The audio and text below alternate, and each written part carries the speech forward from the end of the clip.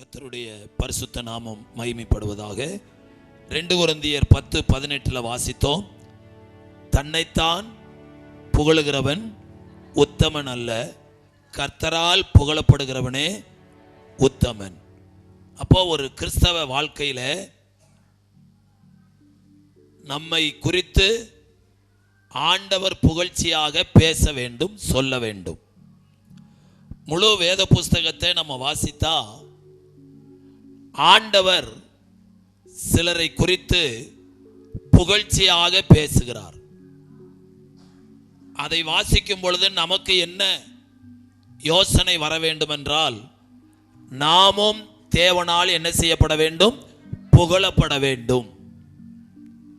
ஆதியாகமம் 6ஆம் அதிகாரம் 22வது வசனத்தை ஒருத்தர் வாசிங்க. நோவா அப்படியே செய்தான், தேவன் தனக்கு கட்டளையிட்டபடியெல்லாம் செய்து முடித்தான். தேவன் என்ன சொன்னாரோ அதன்படியே நோவா செய்தான். அப்படியானால் தேவனுடைய கட்டளைக்கு நோவா கீழ்ப்படிந்தான் என்று அர்த்தம். அல்லேலூயா. ஆகவே நோவாவை குறித்து தேவன் சாட்சி சொல்லுகிறார். அதுல 7ஆம் அதிகாரம் 5வது வசனத்தை வாசிங்க. நோவா தனக்கு தேவன் கட்டளையிட்டபடியெல்லாம் செய்தான். அதுல ஒன்று, கொப்பேர் மரத்தால் நீ ஒரு பேழையை செய்வாயாக. அவனுக்கும் கொப்பேர் மரம் என்னவென்று தெரியாவிட்டாலும்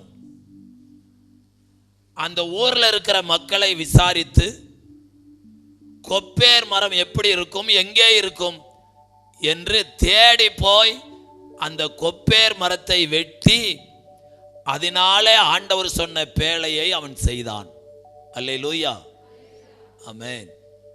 அப்போ பைபிள்ல நீங்களும் நானும் கீழ்ப்படிய வேண்டிய சில காரியங்களை ஆண்டவர் சொல்லி இருக்கிறார். அவர் சொன்னபடி நாம செய்தால் நமக்கு தேவ ஆசீர்வாதம். அல்லேலூயா, அல்லேலூயா.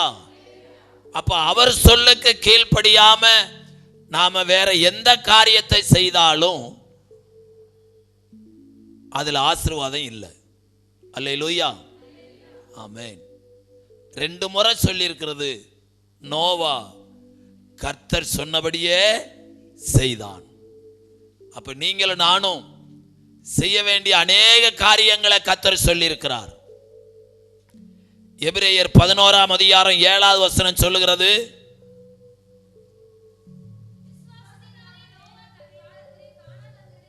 விசுவாசத்தினாலே நோவா தன் காலத்தில் காணாதவர்களை குறித்து தேவை எச்சரிப்பை பெற்று பயபக்தி உள்ளவனாகி தன் குடும்பத்தை ரட்சிக்க பேழையை உண்டு பண்ணினான். கர்த்தர் கட்டளையிடும் பொழுது மழை வரும், வெள்ளம் வரும் அப்படின்னா அது எப்படி இருக்கும்னு யாருக்கு தெரியல?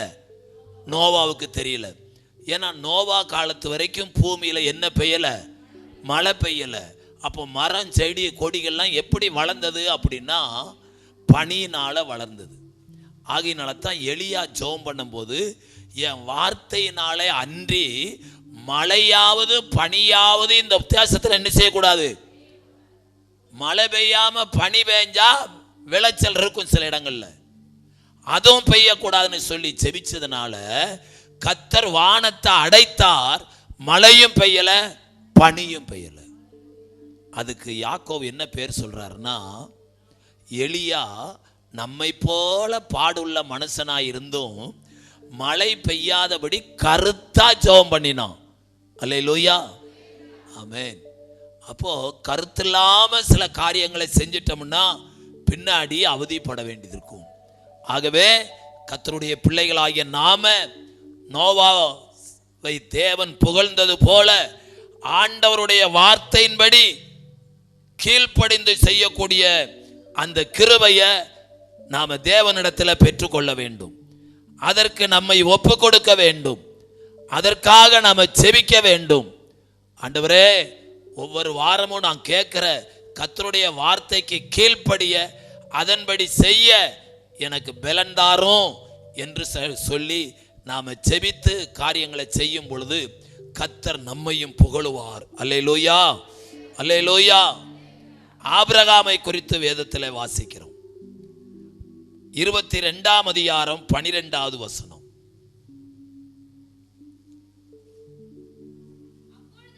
அப்பொழுது அவர், பிள்ளையாண்டன் மேல் உன் கையை போடாதே, அவனுக்கு ஒன்றும் செய்யாதே, நீ அவனை உன் புத்திரன் என்றும் ஏக சுதன் என்றும் பாராமல் எனக்காக ஒப்பு கொடுத்தபடியால் நீ தேவனுக்கு பயப்படுகிறவன் என்று இப்பொழுது அறிந்திருக்கிறேன். அல்லேலூயா, ஆமென். ரொம்ப ஆழமா இல்ல, சாதாரணமா அந்த வசனத்தை நான் உங்களுக்கு சொல்றேன். ஆண்டவர் சொன்னபடி நாம யாரெல்லாம் செய்யறோமோ அவங்கள குறித்து கர்த்தர் புகழ்ந்து சொல்ற வார்த்தை, இப்பொழுது நான் அறிந்திருக்கிறேன் நீ கர்த்தருக்கு பயப்படுகிறவன் என்று. அப்ப கர்த்தருக்கு பயப்படுற பயத்தினுடைய ரகசியம் என்ன அப்படின்னா, ஆண்டவர் சொல்ல மீறாம ஆண்டவருடைய சொல்லுக்கு அப்படியே கீழ்ப்படுகிறது தான் கர்த்தருக்கு பயப்படுற பயம். ஒருதிக்கும் 100 வருஷத்துக்கு பிற்பாடு பெற்றெடுத்த பிள்ளை, இன்னொருத்திக்கும் கர்த்தருடைய கட்டளை. இது பெருசா இது பெருசா அப்படின்னு ஆபிரகாம் யோசிக்கும் பொழுது கர்த்தருடைய கட்டளை தான் பெருசு, தன்னுடைய ஒரே குமாரன் எனக்கு பெருசு இல்லை அப்படிங்கிறது ஆபிரகாமுடைய தீர்மானமாக இருந்தது. இன்றைக்கு நம்முடைய வாழ்க்கையில் எதற்கு நாம முக்கியத்துவம் கொடுக்கிறோம், எதை நாம முக்கியப்படுத்துறோம்? ஒவ்வொரு நாளும் நமக்கு பலவித வேலைகள் உண்டு. எல்லாத்தை விட முக்கியம் கர்த்தர் என்பதை நம்ம அறிந்திருக்கணும். அல்லேலூயா, அல்லேலூயா. அப்படி அறிந்திருந்து நாம காரியங்களை செய்வோம்னா, நோவாவை புகழ்ந்த ஆண்டவர், ஆபிரகாமை புகழ்ந்த ஆண்டவர் நம்மை குறித்தும் புகழ்ச்சியாக பேசுவார்.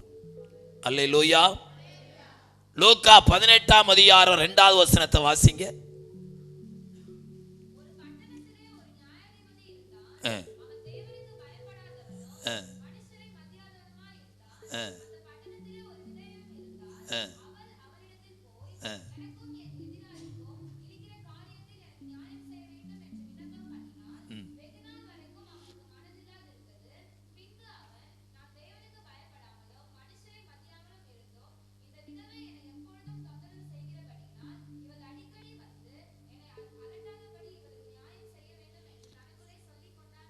போதும். இந்த வசனத்துல மனுஷரை மதியாதவன், தேவனுக்கு பயப்படாதவன், இப்படி ஒரு நியாயாதிபதிட்ட ஒரு ஏழை மகள் போய் தனக்கும் எதிராளிக்கும் இருக்கிற காரியத்தில் நியாயம் செய்ய வேண்டும் என்று சொல்லி அடிக்கடி அலட்டினாள்.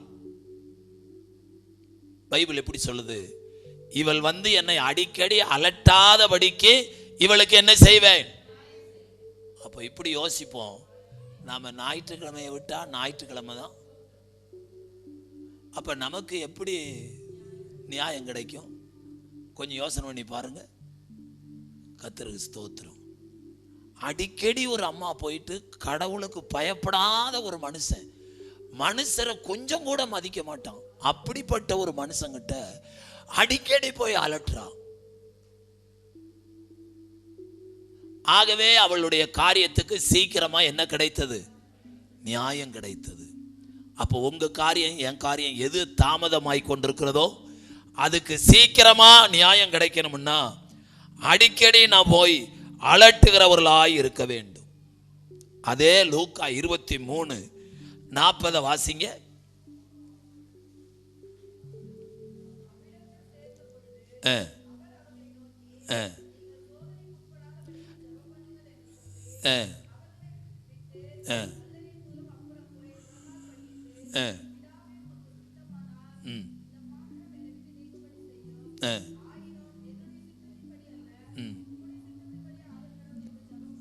ஆமென், அல்லேலூயா. இயேசு கிறிஸ்து சீசரோடு கூட கெத்செமனே தோட்டத்தில் ஜெபிக்கிற இந்த பகுதியை நாம வாசித்தோம். இந்த ஜெபிக்கிற பகுதியில் சீசர்களை 1 மணி நேரம் விழித்திருங்கள் என்று சொல்லி ஆண்டவர் ஜெபித்து விட்டு வந்து பார்க்கிறார். அவர்கள் என்ன செய்கிறார்கள்? தூங்கி கொண்டிருந்தார்கள். ஆண்டவரோடு கூட இருந்தவர்கள் தான், ஆனால் ஆண்டவருடைய வார்த்தைக்கு கீழ்ப்படியாமல் போனார்கள். அப்படியானால் தேவ பிள்ளைகளாகிய நாம தேவனுடைய வார்த்தைக்கு எந்த அளவுக்கு கீழ்ப்படுகிறோமோ அந்த அளவுக்கு தேவன் நம்மை புகழுவார், தேவன் நம்மை நல்லவன் என்று சொல்லுவார். அதற்கேற்ற காரியங்களை நாம் செய்ய வேண்டும். எதுவுமே முடியாது என்று சொன்னால் முடியாம போயிடும். முடியும் என்று சொன்னால் அதற்கு முடியக்கூடிய பலனை, செய்யக்கூடிய பலனை கர்த்தர் கொடுப்பார். அல்லேலூயா, அல்லேலூயா, ஆமென். பவுல் சொல்லுகிறார், என்னை பலப்படுத்துகிற கிறிஸ்துவினால எல்லாவற்றையும் செய்ய எனக்கு என்ன உண்டு? பலன் உண்டு. ரொம்ப படித்தவர், படிப்பின் மேல கொஞ்சம் கூட அவருக்கு நம்பிக்கை இல்லை. என் ஞானத்தினால என் திறமையினால நான் செய்து விடுவேன் அப்படிங்கிறது இல்லை. என்னை ஒருவர் பலப்படுத்துகிறார்.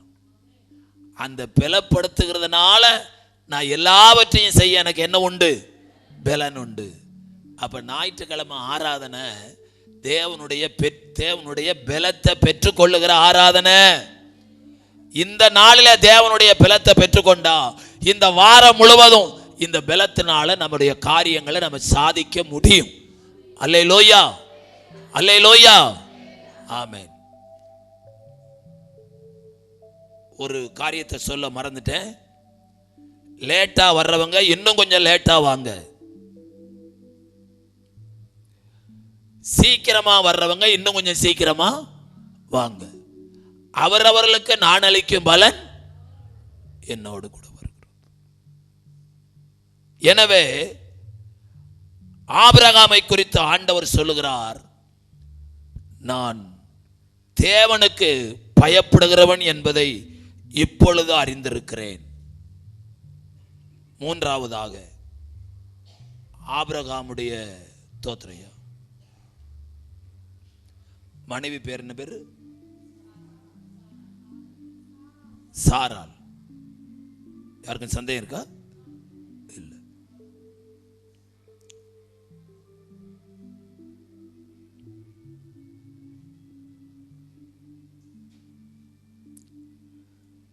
அவளை குறித்து வேதம் என்ன சொல்லுது? ஆண்டவர் எப்படி புகழ்கிறார்? 11:11 வாசிங்க. எபிரேயர் 11:11.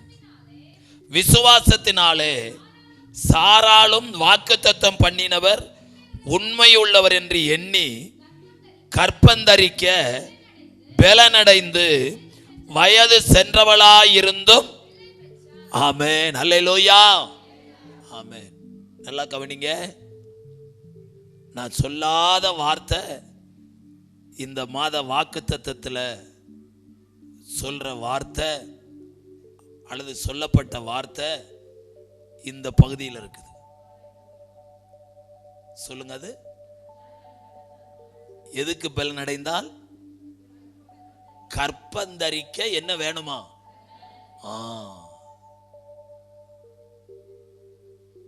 டாக்டர்கிட்ட போனா என்ன சொல்றாரு?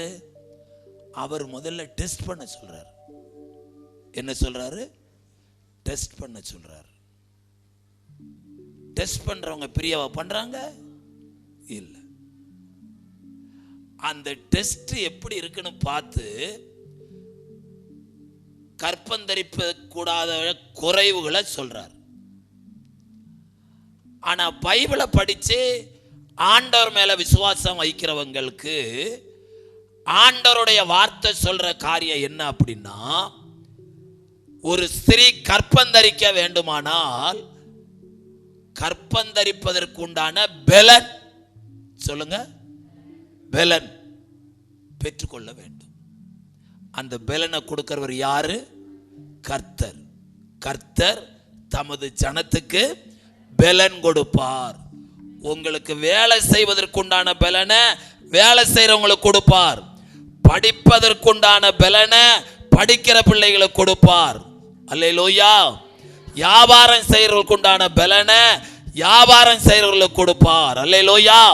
யார் யாருக்கு என்ன பலன் வேண்டுமோ அவர்களுக்கு அந்தந்த பலனை கர்த்தர் கொடுப்பார். அல்லேலூயா. ஆமென். இன்னைக்கு உங்களுக்கு என்ன பலன் தேவை? பைபிள் சொல்லுது, கேளுங்கள் அப்பொழுது உங்களுக்கு என்ன செய்யப்படும்? கொடுக்கப்படும். கேட்கிற எவனும் பெற்றுக்கொள்ளுகிறான். அப்ப கேட்க வேண்டியது நம்முடைய கடமை, கொடுக்குவது யாருடைய கடமை? தேவனுடைய கடமை. கர்த்தரால் புகழப்படுகிறவனே யாரு? உத்தமன். தன்னைத்தான் புகழுகிறவன் உத்தமன் அல்ல. அப்ப யாரை குறித்து புகழ்ந்து சொன்னாரு? நோவா கர்த்தர் சொன்னபடியே என்ன செய்தான்? ஆபிரகாம், இப்பொழுது அறிந்திருக்கிறேன் உன் புத்திரன் என்று பாராமல் எனக்காக ஒப்பு கொடுத்தபடியால் நீ யாருக்கு பயப்படுறவன்? கர்த்தருக்கு பயப்படுறவன். மூன்றாவது சாராளை குறித்து சொன்னார். கற்பந்தழிக்கும்படியான பலனை பெற்றுக்கொண்டாள். எதனால? விசுவாசத்தினால. அப்ப நாம விசுவாசத்துல வளரும் பொழுதுதான் கர்த்தருடைய வார்த்தைகளை பூரணமா நம்பக்கூடிய அந்த பலனை நாம பெற்றுக்கொள்ளுகிறோம். அல்லேலூயா. அல்லேலூயா.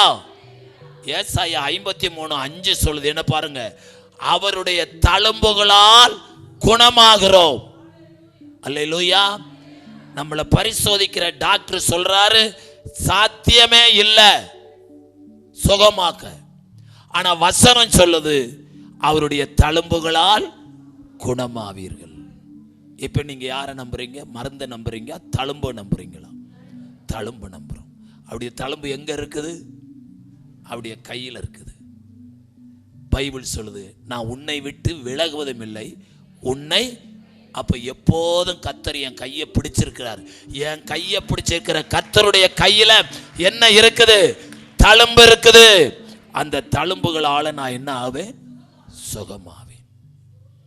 இதை நம்ம மனதில் பதிச்சு இதை அப்படியே நம்ம விசுவாசிக்கும் பொழுது ஆண்டவர் அப்படியே காரியங்களை செய்கிறார். அல்லேலூயா. ஆமென். இன்னைக்கு இந்தியா எவரிகோம் குருசைடு இல்லந்தோறும் நற்செய்தி ஸ்தாபனத்திலிருந்து இன்னைக்கு நம்ம மத்தியில் கர்த்தருடைய ஊழியக்காரர்கள் வந்திருக்கிறார்கள். ஆகவே அவர்கள் அங்கே கிளை சபையில் செய்தி கொடுத்துட்டு இங்கே வரணும். கொஞ்சம் தாமதமானதுனால நான் ஒரு 3 குறிப்பை சொன்னேன். ஐயா முன்னாடி வாங்க. இன்னைக்கு அவங்க நமக்கு ஆண்டவருடைய வார்த்தையை பகிர்ந்து கொள்வாங்க. வருஷத்தில் ஒரு முறை அவங்க நம்ம சபைக்கு வர்றாங்க.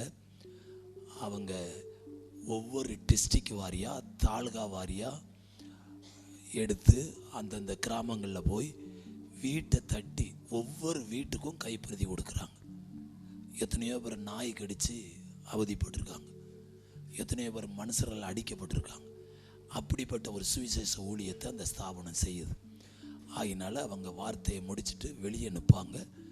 உங்களால் முடிந்த காணிக்கையை அந்த ஊழியத்திற்கு கொடுங்க. சுவிசேஷம் ஊழியத்திற்கு நம்ம உதவி செய்யும் பொழுது ஆண்டவர் நம்முடைய குடும்பங்களை ஆசீர்வதிக்கிறார். அல்லேலூயா. இப்போ ஐயா நமக்கு கர்த்தருடைய வார்த்தையை கொண்டு.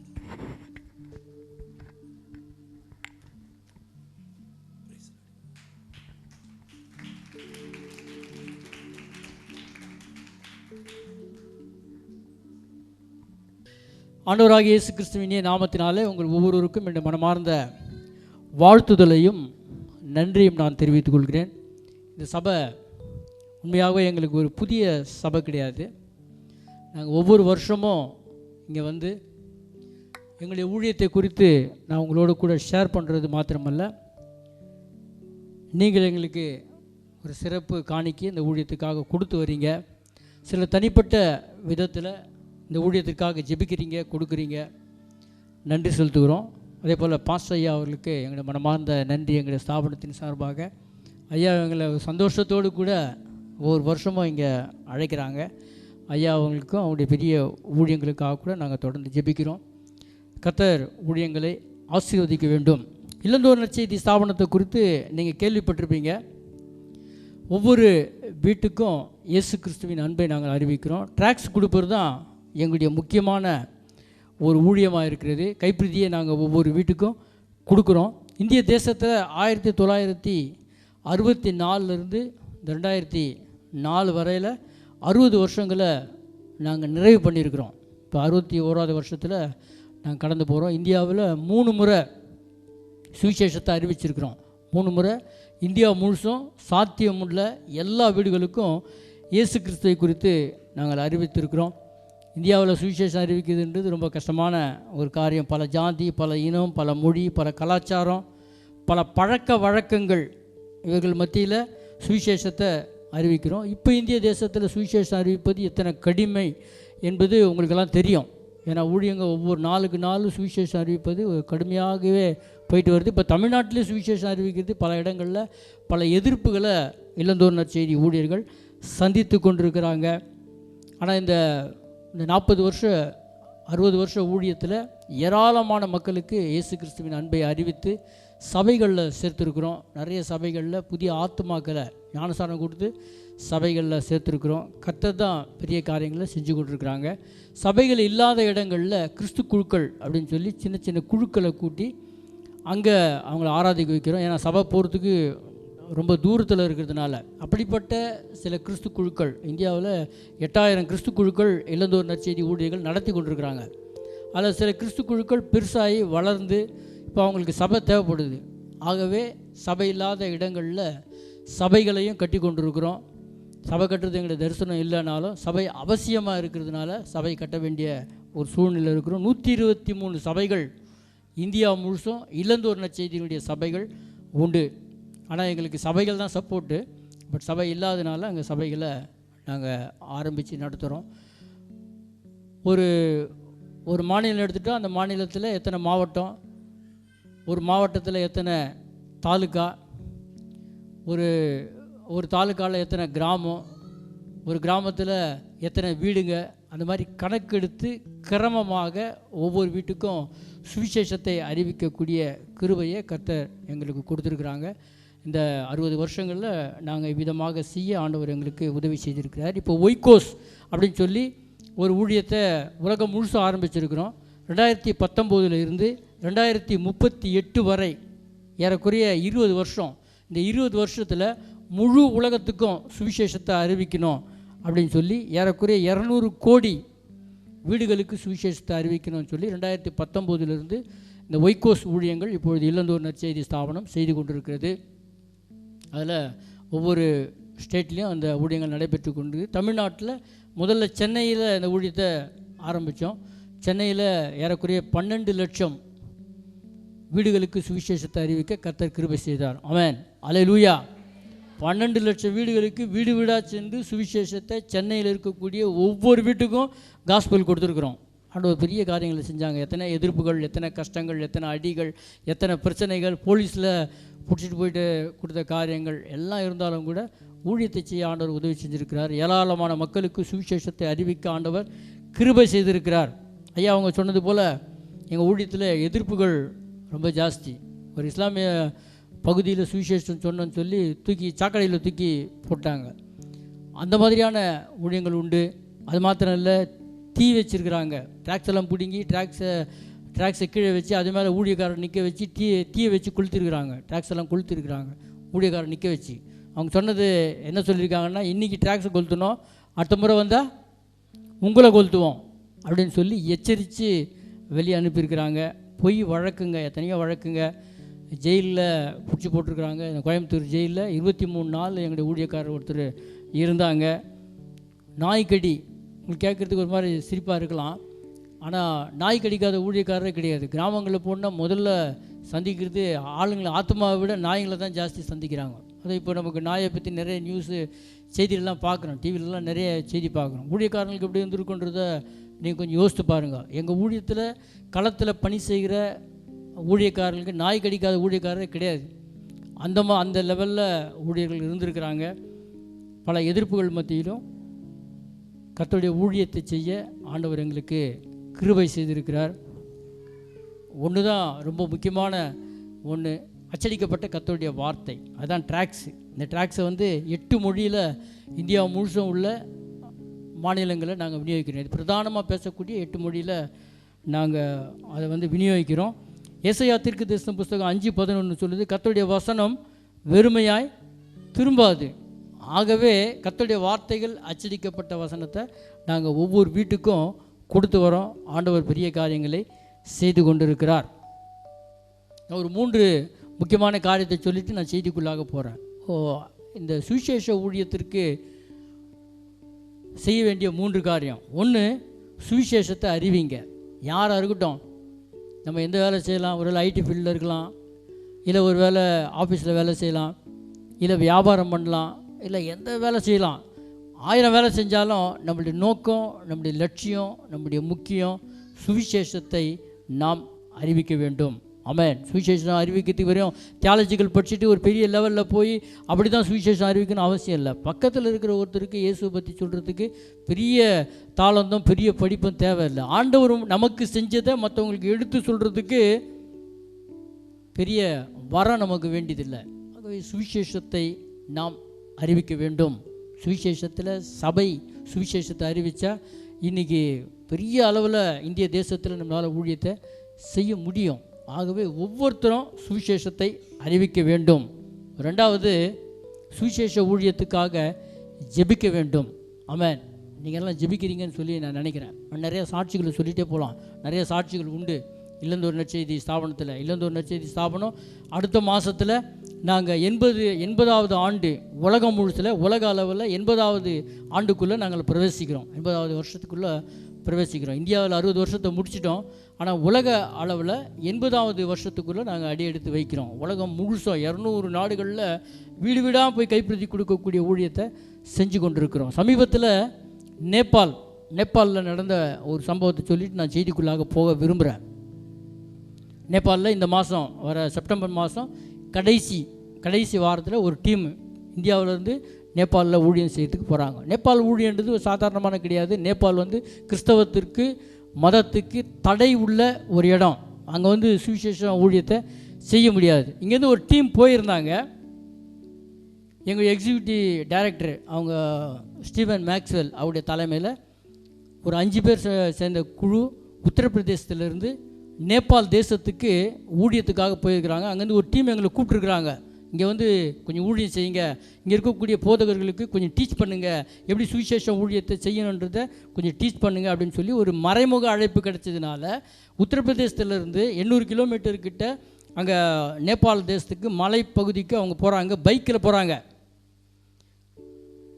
ஏன்னா நிறைய செக்கப் இருக்கும் அங்கே, அந்த மாதிரியான ஒரு இடம். அதாவது இவங்க போகிற இடத்த கடைசி வரையும் சொல்லவே இல்லை. ஏன்னா சொல்ல முடியாத ஒரு இடம், அந்த இடத்த பப்ளிஷ் பண்ண முடியாத ஒரு இடம். அங்கே ஒரு கூட்ட மக்கள், கிறிஸ்தவ மக்கள் இருக்கிறாங்க. இப்போ இவங்க போய் அங்கே ஊழியம் செய்கிற ஊழியக்காரர்களை பலப்படுத்தணும். அப்போ எவ்ரிவன் டீம் எங்களுடைய எக்ஸிக்யூட்டிவ் தலைவருடைய தலைமையில் அங்கே டீம் போகிறாங்க. பைக்கில் போகிறாங்க. 3 பைக்கு, ஒவ்வொன்றிலையும் 2 பேர், 6 பேர் உள்ள ஒரு டீம் போகுது. போகிற உடனே அந்த செக் போஸ்ட்டில் வந்து நேபாள் அந்த செக் போஸ்ட்டில் வந்து பிடிச்சிட்டாங்க. பிடிச்சிட்டு எங்கே போகிறீங்க? நாங்கள் இல்லை, ஒரு தெரிஞ்சவங்களை பார்க்க போகிறோம். என்ன விஷயமா போகிறீங்க? சும்மா தான் பார்க்கறதுக்கு போகிறோம், சுற்றுலா மாதிரி அப்படின்னு சொல்லி. சரி, என்ன வச்சுருக்கிறீங்க? எங்கள் எக்ஸிக்யூட்டிவ் டைரக்டர் சொல்கிறாங்க, அவருடைய துணி மணியெல்லாம் வந்து ஒரு பேக்கில் கட்டிட்டு, கீழே பைபிள், ட்ராக்ஸு இதெல்லாம் இன்னொரு பேக்கில் கட்டி, அந்த பேக்கை கீழே வச்சுட்டு அதுக்கு மேலே அவருடைய துணியெல்லாம் வச்சு 2 பேக்காக கட்டி பைக்கில் கட்டியிருக்கிறாங்க. போலீஸ் நிற்க வச்சு, அந்த ஆர்மி நிற்க வச்சு, என்ன இருக்குது, நீங்கள் என்ன வச்சுருக்கிறீங்க அப்படின்னு சொல்லி செக் பண்ணுறாங்க. செக் பண்ண முடியும். அங்கே இருக்கிற ஐ ஆஃபீஸர் என்ன பண்ணுறாரு, நீங்கள் வாங்க அப்படின்னு சொல்லி கூப்பிட்றாரு. இப்போ ஐ ஆஃபீஸர்கிட்ட எங்கள் எக்ஸிக்யூட்டிவ் டைரக்டர் போகிறாங்க. உங்களது ஆதார் கார்டு எடுத்து கொடுங்க, எங்கேருந்து போகிறீங்க, எங்கே வரீங்க, ஐடி கொடுங்க. அப்போ அவருடைய ஐடி எடுத்து கொடுத்தாரு. ஐடி எடுத்து கொடுத்த உடனே அந்த இராணுவ தலைவர் ஒரு ஸ்டிப் ஆகிட்டார் பாருங்கள். ஸ்டிப் ஆகி ஒரு சல்யூட் ஒன்று பண்ணார். என்னன்னு கேட்டிங்கன்னா, எங்கள் எக்ஸிக்யூட்டிவ் டைரக்டர் இப்போ இருக்கக்கூடிய நிர்வாக இயக்குனர் ஒரு பெரிய விஞ்ஞானி, இந்திய கவர்மெண்ட்டில் ஒரு விஞ்ஞானியாக இருந்து அதிலேருந்து வெளியே வந்து வேலையை எழுதி கொடுத்துட்டு இப்போ எவ்ரிவன் ஸ்டேடியுடைய தலைவராக இருக்கிறாங்க. ஆமென். அவர் அந்த இராணுவ அதிகாரி அவரை பார்த்து சொல்கிறாரு, நாங்கள் விஞ்ஞானியை பற்றி கேள்விப்பட்டிருக்கிறோம், இதுவரையும் விஞ்ஞானியை நாங்கள் பார்த்ததே கிடையாது, உங்களை பார்க்குறதுல எனக்கு பெரிய மகிழ்ச்சி. இவருக்கு மனசெல்லாம் வந்து அங்கே இருக்குது. ஏன்னா உள்ள பைபிள் இருக்குது, பைபிளை எடுத்தால் என்ன பண்ண மாட்டாங்க, உள்ளே விட மாட்டாங்கன்றது அவருக்கு நல்லா தெரியும். இவர் மனசெல்லாம் அங்கே இருக்குது. அப்போ இவர் அவர்கிட்ட சொன்னார் செக் பண்ணுறாங்கன்னு. இவர் அங்கேருந்து கை காமிச்சிட்டார், செக் பண்ணாதீங்க அப்படின்னு. ஃபஸ்ட்டு பேக் அவங்க பிரித்து பார்த்துட்டாங்க, அதுக்குள்ளே துணி இருக்குது, அதுக்குள்ளே மற்ற ஐட்டம்ஸ் எல்லாம் இருக்குது. ரெண்டாவது பேக் அவங்க பிரிச்சுருந்தாங்கன்னா உள்ளே பைபிள் இருந்திருக்கும். அவங்க உள்ளே போகிறதுக்கு அனுமதி கிடையாது. அன்றைக்கி அனுமதி கொடுத்தாங்க. கர்த்தரை ஸ்தோத்திரிக்கிறேன். எதுக்கு தெரியுமா கர்த்தரை ஸ்தோத்திரிக்கிறேன்? எங்களுக்காக நிறைய பேர் ஜெபம் பண்ணுறாங்க உங்களை போல். ஆமென், அல்லேலூயா. ஒருவேளை நீங்கள் இந்தியாவிலேருந்து ஒரு நற்செய்திக்கு ஊழியத்துக்கு பர்டிகுலராக ஜெபம் பண்ணாமல் இருக்கலாம். ஆனால் ஊழியக்காரர்களுக்காக கட்டாயம் ஜெபம் பண்ணுவீங்க. உங்களுடைய ஜெபம் வேலை செய்து கொண்டு இருக்கிறது. அல்லேலூயா. அன்றைக்கி போன அவங்க ஒரு வயசான அம்மா அங்கேருந்து டீமுக்கு எல்லாருக்கும் ஆலோசனை கொடுத்து, சபை நடத்தக்கூடிய மக்களுக்கு ஆலோசனைலாம் கொடுத்துட்டு அங்கே சுவிசேஷம் ஊழியத்தை செஞ்சுட்டு, ஒரு வயசான அம்மா 90 வயசுக்கு மேலே இருக்கக்கூடிய ஒரு அம்மாவுக்கு ஞானஸ்தானம் கொடுத்தாங்க. ஞானஸ்தானம் கொடுக்கும்போது எங்கள் எக்ஸிக்யூட்டிவ் டைரக்டர் அவங்க கேட்குறாங்க, தலைவர் நிர்வாக இயக்குனர் அவரை பார்த்து கேட்குறாங்க, உங்களை யாருன்னா கம்பல் பண்ணாங்களா, ஞானஸ்தானம் எடுக்கிறதுக்கு உங்களை கம்பல் பண்ணாங்களா? அப்போ அந்த அம்மா சொல்லுது, இயேசு ஒரு பெரிய தெய்வம், அவரை ஏற்றுக்கிறதுக்கு என்னை யார் கம்பல் பண்ண வேண்டியிருக்குது? ஆமென், அல்லேலூயா. அந்த அம்மாவுடைய அந்த பேச்சை கேட்டு ஒரு பெரிய சந்தோஷம். அவன் ஞானஸ்தானம் கொடுத்தாரு. கொடுத்துட்டு அந்த அம்மா சொன்னாங்களாம், எங்கள் வீட்டுக்கு வாங்க, நீங்கள் எங்கள் வீட்டுக்கு வரும்போது வாங்க. அந்த அம்மா வீடு அந்த கீழே இருந்து இமயமலை அடிவாரத்துலேருந்து மேலே போனோம். இமயமலை ஓரம் தான் அந்த இடம். மேலே போனோம். ஒரு நாள் இவங்க அடுத்த முறை போகும்பொழுது அந்த அம்மா வீட்டை தேடி அவங்க வீட்டுக்கு போகிறாங்க. போகும்பொழுது கீழே இருந்து ஒரு 5 கிலோமீட்டர் மலையில் போகணும். இவங்க அந்த வீட்டுக்கு போகிறாங்க. அப்போ இவர் யோசித்தாராம், இந்த பாண்டியம்மாவை பார்க்கறதுக்காக இவ்வளோ பிரயாசம் எடுத்து நம்ம போகணுமா அப்படின்னு சொல்லி கேட்டாராம். பக்கம் இருந்த ஊழியக்காரங்க சொன்னாங்க, 2வது முறை போகும்போது ஜீப்பில் போயிருக்கிறாங்க. 2வது முறை போகும்போது அவங்க சொல்லியிருக்காங்க, இல்லை அந்த அம்மா கட்டாயம் அவங்கள வர சொன்னாங்க. அப்போ இவங்க போயிருக்கிறாங்க. ஒரு 4 கிலோமீட்டர்கிட்ட மலை ஏறி இருக்கிறாங்க. இன்னும் 1 கிலோமீட்டர் போனோம். அந்த இடத்துல வண்டி பஞ்சர் ஆகிடுச்சு, அவங்களுடைய ஜீப்பு பஞ்சர் ஆகிடுச்சு. அதனால் அதுக்கு மேலே போக முடியாது. பஞ்சர் வண்டி அங்கே நிற்க வச்சுட்டு, நைட் ஆகிடுச்சு, பஞ்சர் வண்டி அங்கே நிற்க வச்சுட்டு அங்கேருந்து ஒரு வீட்டுக்காரர்கிட்ட சொல்லிட்டு போகிறாங்க, வண்டி இங்கே நிற்க வச்சுருக்குறோம், நாளை காலையில் நாங்கள் வந்து வண்டி பஞ்சர் போட்டு எடுத்துகிட்டு போயிடுறோம் அப்படின்னு சொல்லிட்டு இவங்க மேலே நடந்து 1 கிலோமீட்டர் மேலே ஏறி அந்த வீட்டை அந்த பாட்டியம்மா ஞானஸ்தானம் கொடுத்து அந்த பாட்டியம்மா பார்த்துருக்குறாங்க. அந்த பாட்டியம்மா சொல்லிச்சான், ஐயா, நான் இயேசு கிறிஸ்துவை ஏற்றுக்கொண்ட ஆள், என்னால் சும்மா இருக்க முடியல. எங்கள் குடும்பத்தில் இருக்கிற எல்லாருக்கும் இயேசுவை பற்றி சொல்லியிருக்கிறேன். நேபாளி மக்கள், காளியை வணங்கக்கூடிய மக்கள், எங்கள் வீட்டில் இருக்கிற எல்லாருக்கும் இயேசு கிறிஸ்துவை பற்றி சொல்லியிருக்கிறேன். எங்கள் பொண்ணுங்க, எங்கள் மருமங்க மொத்தம் 5 பேர் ஞானஸ்தானத்துக்கு ரெடியாக இருக்கிறாங்க. இப்போ நீங்கள் ஞானஸ்தானம் கொடுக்க முடியுமா? பெரிய சந்தோஷம் இருக்குது அவங்களுக்கு. ஆண்டவரை பற்றி நல்லா இன்னும் விளக்கமாக எடுத்து சொல்லி ஒரு நாள் அவங்க ஃபிக்ஸ் பண்ணி, ஒருவேளை இப்போ போகும்போது அவங்க ஞானஸ்தானம் கொடுக்கலாம். இந்த மாத கடைசியில் அவங்க போகிறாங்க, ஞானஸ்தானம் கொடுப்பாங்க. கொடுக்கறதுக்கு அது ஏற்பாடு பண்ணிவிட்டு மறுநாள் அன்றைக்கி நைட்டு அந்த வீட்டில் தங்கிட்டு, அந்த மலை வீட்டில் தங்கிட்டு, அவங்க சொல்கிறாங்க, இது பனி, உறையிறக்கூடிய பனி, நைட்டு தங்கிட்டு காலையில் இறங்கி வராங்க. வந்து அந்த அந்த அந்த வண்டியை வந்து கூட வந்த ஒரு ஊழியர் பஞ்சர் போட்டு வண்டி ரெடி பண்ணுறாங்க. அந்த வீட்டுக்காரு நேபாள மொழியில் கூட இருக்கிற ஊழியக்காரர், அங்கே ஊழியம் செய்கிற ஊழியக்காரர்கிட்ட நேபாள மொழியில் பேசிகிட்டு இருக்காரு. அப்போ எங்கள் எக்ஸிக்யூட்டிவ் டைரக்டர் கேட்குறாங்க, என்ன உங்கள் ஊராளனே நீங்கள் 2 பேர் பேசிகிட்டு இருக்கிறீங்களா அப்படின்னு சொல்லி அவரை கிண்டல் பண்ணி கேட்குறாரு. அப்போ அந்த ஊழியக்காரர் சொன்னார், இல்லை அவங்களுக்கு ஹிந்தி தெரியும், நீங்கள் வேணால் ஹிந்தியில் அவங்க என்ன சொல்கிறாங்கன்னு கேளுங்க அப்படின்னு சொன்னார். இவருக்கு ஹிந்தி தெரியும். அதனால் அவங்க அந்த வீட்டுக்காரர் ஹிந்தியில் பேசுகிறாங்க. என்ன பேசுகிறாங்க, ஐயா, உங்களை 2 பேர் செத்து போயிருப்பீங்கன்னு நினச்சேன் நான். அந்த ஐயா சொல்கிறார், அந்த வீட்டுக்காரர் சொல்கிறாரு, உங்களை 2 பேர் எப்படியும் செத்து போயிருப்பீங்கன்னு நினச்சேன். ஏன்னா நேற்று நைட்டு நீங்கள் மேலே போன உடனே 2 புலி இங்கே வந்துச்சு. ஏன்னா புலி இருக்கக்கூடிய காடு. அது எப்படி அந்த புலி வந்துச்சுன்னா, அந்நிய ஆட்களுடைய வாசனை, ஸ்மெல்லு அதுக்கு நல்லா தெரியும். புது ஆட்கள் யாரோ இங்கே வந்திருக்கிறாங்கன்னு மோப்பம் பிடிச்சி 2 புலி இங்கே வந்துச்சு. நான் வீட்டெல்லாம் சாத்திட்டு ஜன்னல் வழியாக புலியை பார்த்துட்டு இருந்தேன். இந்த நீங்கள் வச்சுருந்த அந்த வண்டி பக்கம் தான் சுற்றிட்டு இருந்துச்சு. அதுக்கப்புறம் நீங்கள் போன வழியில் தான் அது போச்சு. ஒருவேளை அது உங்களை பிடிச்சிருக்கும், எப்படியும் ஒரு 2 பேர் செத்துருப்பீங்க தான் நினச்சேன். ஆனால் நீங்கள் சாவாமல் வந்துருக்கிறீங்களே அப்படின்னு சொல்லி சொன்னாங்க. ஆமென், அல்லேலூயா. சாவத்துக்கு காரணம் என்ன தெரியுமா? உங்களை போன்ற மக்கள் ஜெபிக்கிற ஜெபம். ஆமென். ஏராளமான மக்கள் இல்லந்தோர் நற்செய்தி ஊழியத்திற்காக, அழிந்து போகிற மக்களுக்கு சுவிசேஷத்தை அறிவிக்கக்கூடிய மக்களுக்காக இன்னும் ஜெபித்து கொண்டிருக்கிறார்கள். உங்களுடைய ஜெபங்கள் எங்களுக்கு தேவை. 3 சொன்னேன், மறந்துருக்க மாட்டீங்கன்னு நினைக்கிறேன். 2 சொல்லியிருக்கிறேன். 1 சுவிசேஷம் அறிவிங்க, அது நமக்கு ஆண்டவர் கொடுத்த கடமை. 2வது ஜெபம் பண்ணுங்க. ஆண்டவர் ஜெபிக்கிற மக்கள் தேடுறார் இல்லை, ஜெபிக்கிற மக்களை திறப்பின் வாசலில் இருக்கக்கூடிய மனிதனை தேடிக்கொண்டிருக்கிறார். அப்போ ஜெபம் பண்ணணும். நமக்காக மட்டும் ஜெபம் பண்ணக்கூடாது, நம்ம தேசத்துடைய நிலையை எண்ணி ஜெபம் பண்ணணும். 3வது கொடுங்க. கர்த்தர் நம்மளை நல்லா ஆசீர்வதிச்சிருக்கிறார் இல்லை, கொடுக்கணும். இல்லந்தோர் நற்செய்தி ஸ்தாபனம் ஒரு வருஷத்தில் 25 லட்சம் வீடுகளை சந்திக்கிறோம். ஒரு வருஷத்தில் 25 லட்சம் வீடுகளை சந்திக்கிறோம். இந்த ஒய்கோஸ் மூலமாக நிறைய வீடுகளை நாங்கள் சந்திக்கிறோம். ஒரு வீட்டுக்கு 2 கைப்பிரதி கொடுக்குறோம். ஒரு கைப்பிரதி பேர் சந்தோஷம் உண்டா, இன்னொன்று அவர் உமது நண்பராக விரும்புகிறார் அப்படின்னு சொல்லி 2 கைப்பிரதி கொடுக்குறோம். இப்போ அந்த 2 கைப்பிரதி, ஒரு கைப்பிரதி அச்சடிப்பதற்கு ₹1 செலவு பண்ணுறோம். அப்படின்னா 2 கைப்பிரதி ₹2. அப்படின்னா 25 லட்சம் வீடுகளை சந்திக்கணும்னா 50 லட்சம் கைப்பிரதிகள் கொடுக்குறோம். அப்போ ஒரு வருஷத்துக்கு ₹50 லட்சம் வெறும் கைப்பிரதி தான் கொடுக்குறோம். ஆமென், அல்லேலூயா. வேறு நிறைய தேவைகள்லாம் இருக்குது, நான் அதெல்லாம் சொல்ல வரல. நம்ம கொடுக்குறது எங்களுடைய மெயின் ஒர்க்கு கைப்பிரதி தான். அப்போ கைப்பிரதிக்கு மாத்திரம் நாங்கள் ₹50 லட்சம் ஒரு வருஷத்துக்கு செலவு பண்ணுறோம். உங்களை கர்த்தர் ஆசை வச்சுருந்தாருன்னா கட்டாயம் அந்த ஊழியத்துக்காக கொடுங்க. நீங்கள் கொடுக்குறதுனால ஒரு நாளும் குறைஞ்சிட மாட்டீங்க. கொடுத்தீங்கன்னா ஆண்டவர் திரும்பி அப்படியே கொடுக்க மாட்டார், டபுளாக கொடுப்பார், கட்டாயம் கொடுப்பார். ஏன்னா இது பொக்கிஷம். பொக்கிஷத்தை எங்கே சேர்த்து வைக்கிறீங்க? பரலோகத்தில் சேர்த்து வைக்கிறீங்க. கட்டாயம் அதுக்கு பலன் உண்டு பூமியில்.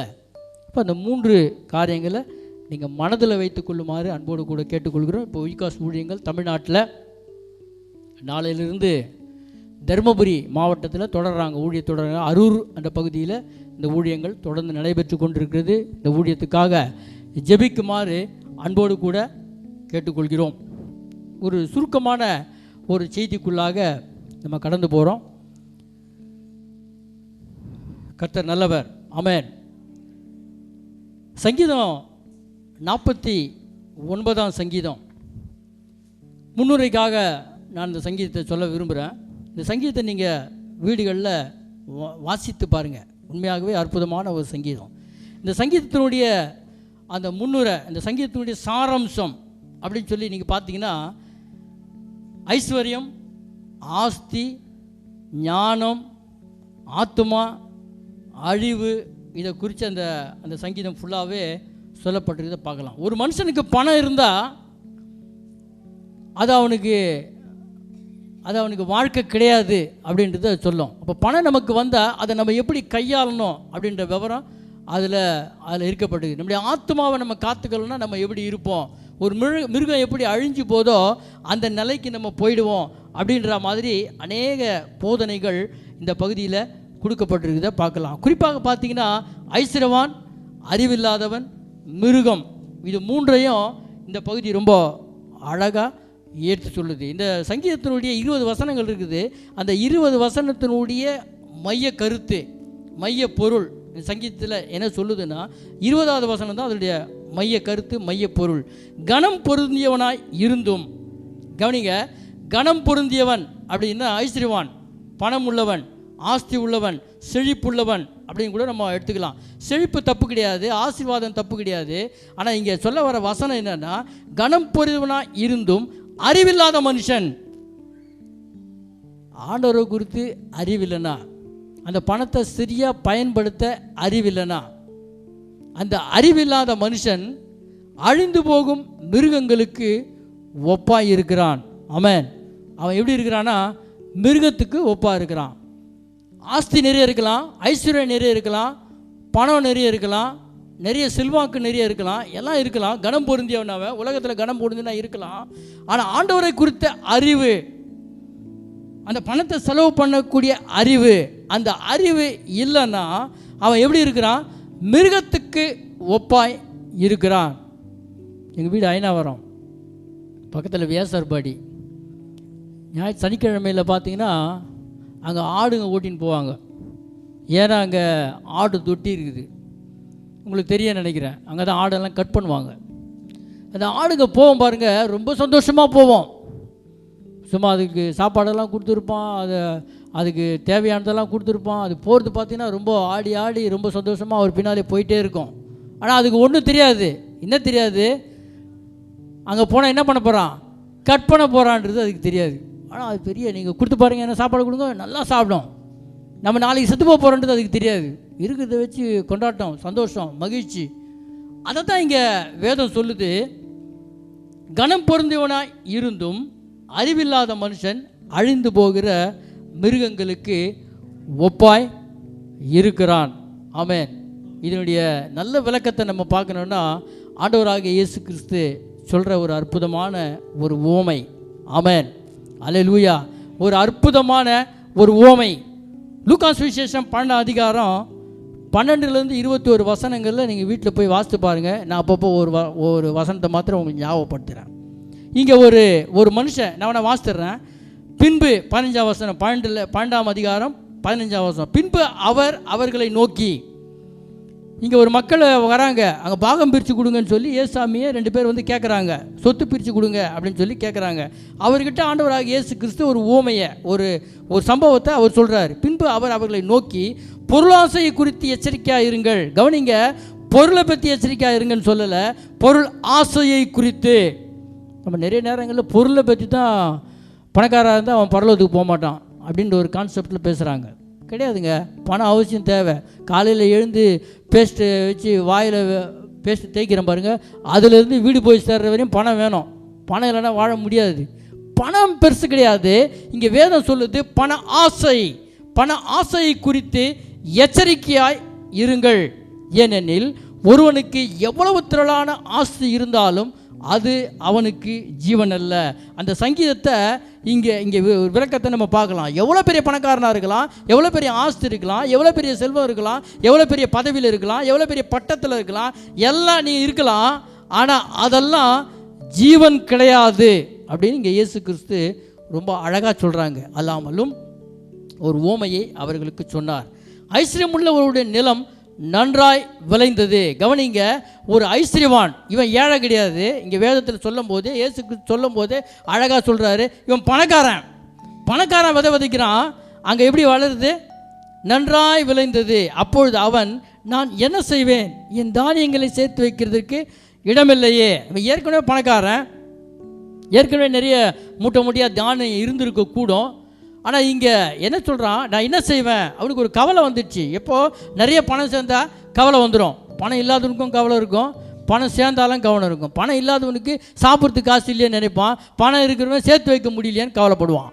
ஆக 2 பேருக்கும் கவலை. இங்கே 2 பேருக்கு குறித்து தான் இங்கே ஆண்டவர் சொல்கிறாரு. பணம் முக்கியம் கிடையாது, பணத்தை எப்படி செலவு பண்ணணும், பணத்தை குறித்த ஒரு நோக்கம் என்ன அப்படின்றது ஆண்டவர் அங்கே ரொம்ப தெளிவாக எடுத்து சொல்கிறாங்க. என் தானியங்களை சேர்த்து வைக்கிறதுக்கு இடமில்லையே. அவனுக்கு பிரச்சனை என்ன, என்னுடைய பணத்தை, என்னுடைய தானியத்தை, விளைஞ்ச தானியத்தை சேர்த்து வைக்கிறதுக்கு இடமில்லையே. நான் ஒன்று செய்வேன், என் களஞ்சியங்களை இடித்து பெரிதாக கட்டி எனக்கு விளைந்த தானியத்தையும் என் பொருட்களையும் அங்கே சேர்த்து வைப்பேன். என்ன ஒரு தீர்மானம் எடுக்கிறான். ஏற்கனவே களஞ்சி இருக்குது, அது ஏற்கனவே ஃபுல்லாக இருக்குது, அதெல்லாம் இடிச்சிட்டு இன்னும் கொஞ்சம் பெருசாக்கி இன்னும் வந்திருக்கிற மூட்டையெல்லாம் அதில் என்ன பண்ணுவேன், சேர்த்து வைப்பேன் அப்படின்னு சொல்லி ஒரு தீர்மானம் போடுறான். அப்போ அவன் ஆத்மாவை பார்த்து பேசுகிறான். ஆத்மாவை பார்த்து நம்மளால் பேச முடியுமா? பேச முடியும். வாயை திறக்காமே மனசுக்குள்ளேயே பேசிக்க. இந்த ஐயா வேறு பிரசங்கம் பண்ணுறாரு, இவர் எப்போ தான் முடிப்பாருன்னு தெரில. வாயில் வார்த்தை வரலன்னா கூட உள்ளுக்குள்ளே ஒரு சத்தம் வரும்ல, ஆத்மாவை பார்த்து பேசுறது. இவன் ஆத்மாவை பார்த்து பேசுகிறான். என்ன பேசுகிறான், உனக்காக அநேக வருஷங்களுக்கு அநேக பொருட்களை சேர்த்து வைக்கப்பட்டிருக்கிறது, நீ இளைப்பாரி புசித்து குடித்து பூரிப்பாயிரு என்று ஆத்மாவோடு சொல்லுவேன் என்று தனக்குள்ளே சிந்தித்து கொண்டிருந்தான். பாருங்கள், ரொம்ப அற்புதமான ஒரு காரியம். எனக்கு தெரிஞ்சு அவன் ஒன்றும் தப்பு செஞ்ச மாதிரியே தெரில. பாருங்கள், விதை விதைச்சான். விதை விதைக்கிறது சாதாரண வேலை கிடையாது, உழைப்பு.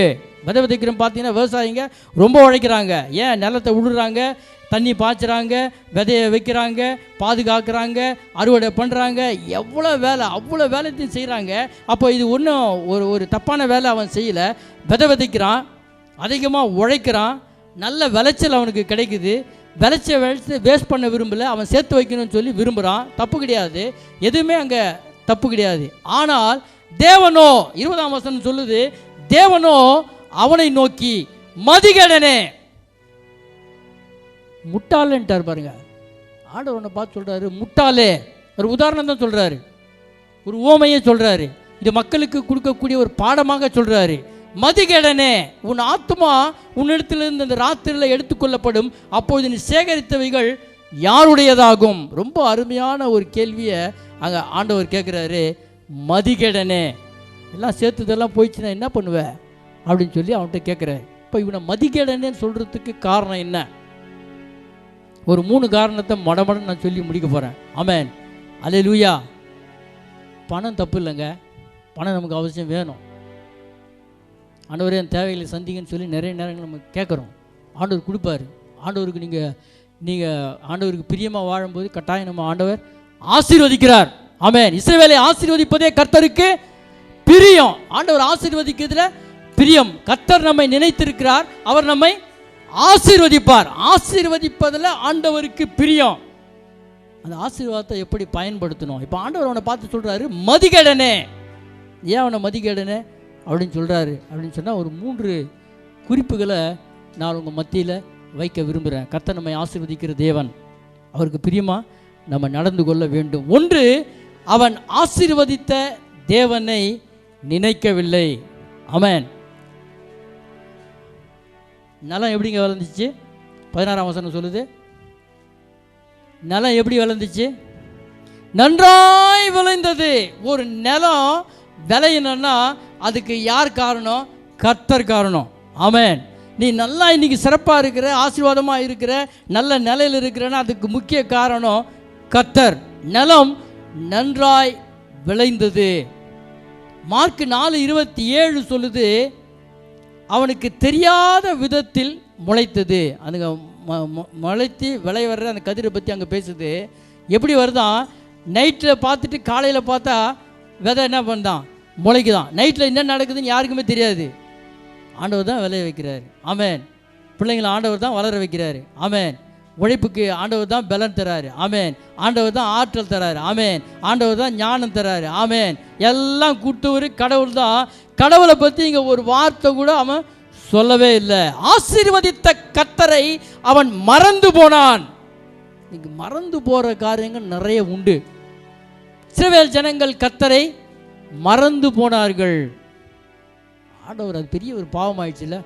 ஆண்டவர் நம்ம மறக்கவே கூடாது. பாருங்கள், அவர் செய்த நன்மைகளை மறக்கவே கூடாது, மறக்கவே கூடாது. ஆசீர்வதித்த அந்த தேவனை அவன் மறந்து போனான். ஆண்டவர் சொல்லிக்கணும், ஆண்டவரே உமக்கு நன்றின்னு ஒரு வார்த்தை சொல்லியிருக்கணும். ஆண்டவர் அவனை பார்த்து சொல்ல, முட்டாள, எல்லாம் நீ உன் உழைப்பு நினச்சிக்கிட்டியா? எல்லாமே உன்னுடைய பிரயாசம் நினச்சிக்கிட்டியா? எல்லாமே நீ செஞ்சதுனால வந்ததுன்னு சொல்லி நினச்சிக்கிட்டியா? முட்டாளே, கர்த்தரை நினச்சி பாரு, ஆண்டவரை நினச்சி பாரு, அவருக்கு நன்றி சொல்ல கற்றுக்கொள். இவன் ஆத்மாவிடத்தில் பேசுகிறான். என்ன பேசுகிறான்? இளைப்பாரு, புசி, குடி, பூரிப்பாரு. தாவீது ஆத்மாவோட இன்னும் அழகாக பேசுகிறாரு பாருங்க. சங்கீதம் 103:2 சொல்லுது, தாவீது கர்த்தரிடத்தில் அழகாக சொல்கிறார், என் ஆத்மாவே கர்த்தரை ஸ்தோத்திரி, அவர் செய்த சகல உபகாரங்களையும் மறவாதே. நன்றி மறக்கக்கூடிய மக்களாய் நாம் ஒரு நாளும் இருக்கக்கூடாது. அல்லேலூயா. இந்த வருஷத்தில் 8 மாதத்தை முடிச்சிட்டோம். ஆமென். அல்லேலூயா. மடமடன் நாள் ஓடிச்சு பாருங்க. நாளைக்கு 9ஆம் மாதத்துக்குள்ளே அடி எடுத்து வைக்க போகிறோம். சாப்பிட்ற சாப்பாடு அவர் தான் கொடுத்தாரு, சாப்பிட்றதுக்கு கையும் அவர் தான் கொடுத்தாரு. ஆமென். அல்லேலூயா. சம்பாதனையும் அவர் தான் கொடுத்தாரு, சம்பாதித்துக்கு ஆற்றலும் அவர் தான் கொடுத்தாரு. ஆமென். நீ கம்ப்யூட்டரில் உட்காந்து டக்கு டக்கு டக்கு டக்குன்னு வேலை செய்கிறோம். எங்கேருந்து வந்துச்சு அந்த ஞானம்? கர்த்தர் கொடுத்தாரியா? ஏன் கர்த்தர் கொடுத்தாரியா? ஆமென். அல்லேலூயா. இங்கேருந்து அந்த ரோட்டை கிராஸ் பண்ணுறோம், ஆள் காலி. ஆண்டவர் 8 மாதம் நம்மளை பாதுகாத்து வச்சிருக்கிறாரு. ஆமென். கர்த்தருக்கு நன்றி சொல்லக்கூடிய ஒரு வாழ்க்கை நமக்கு அவசியம், தேவை.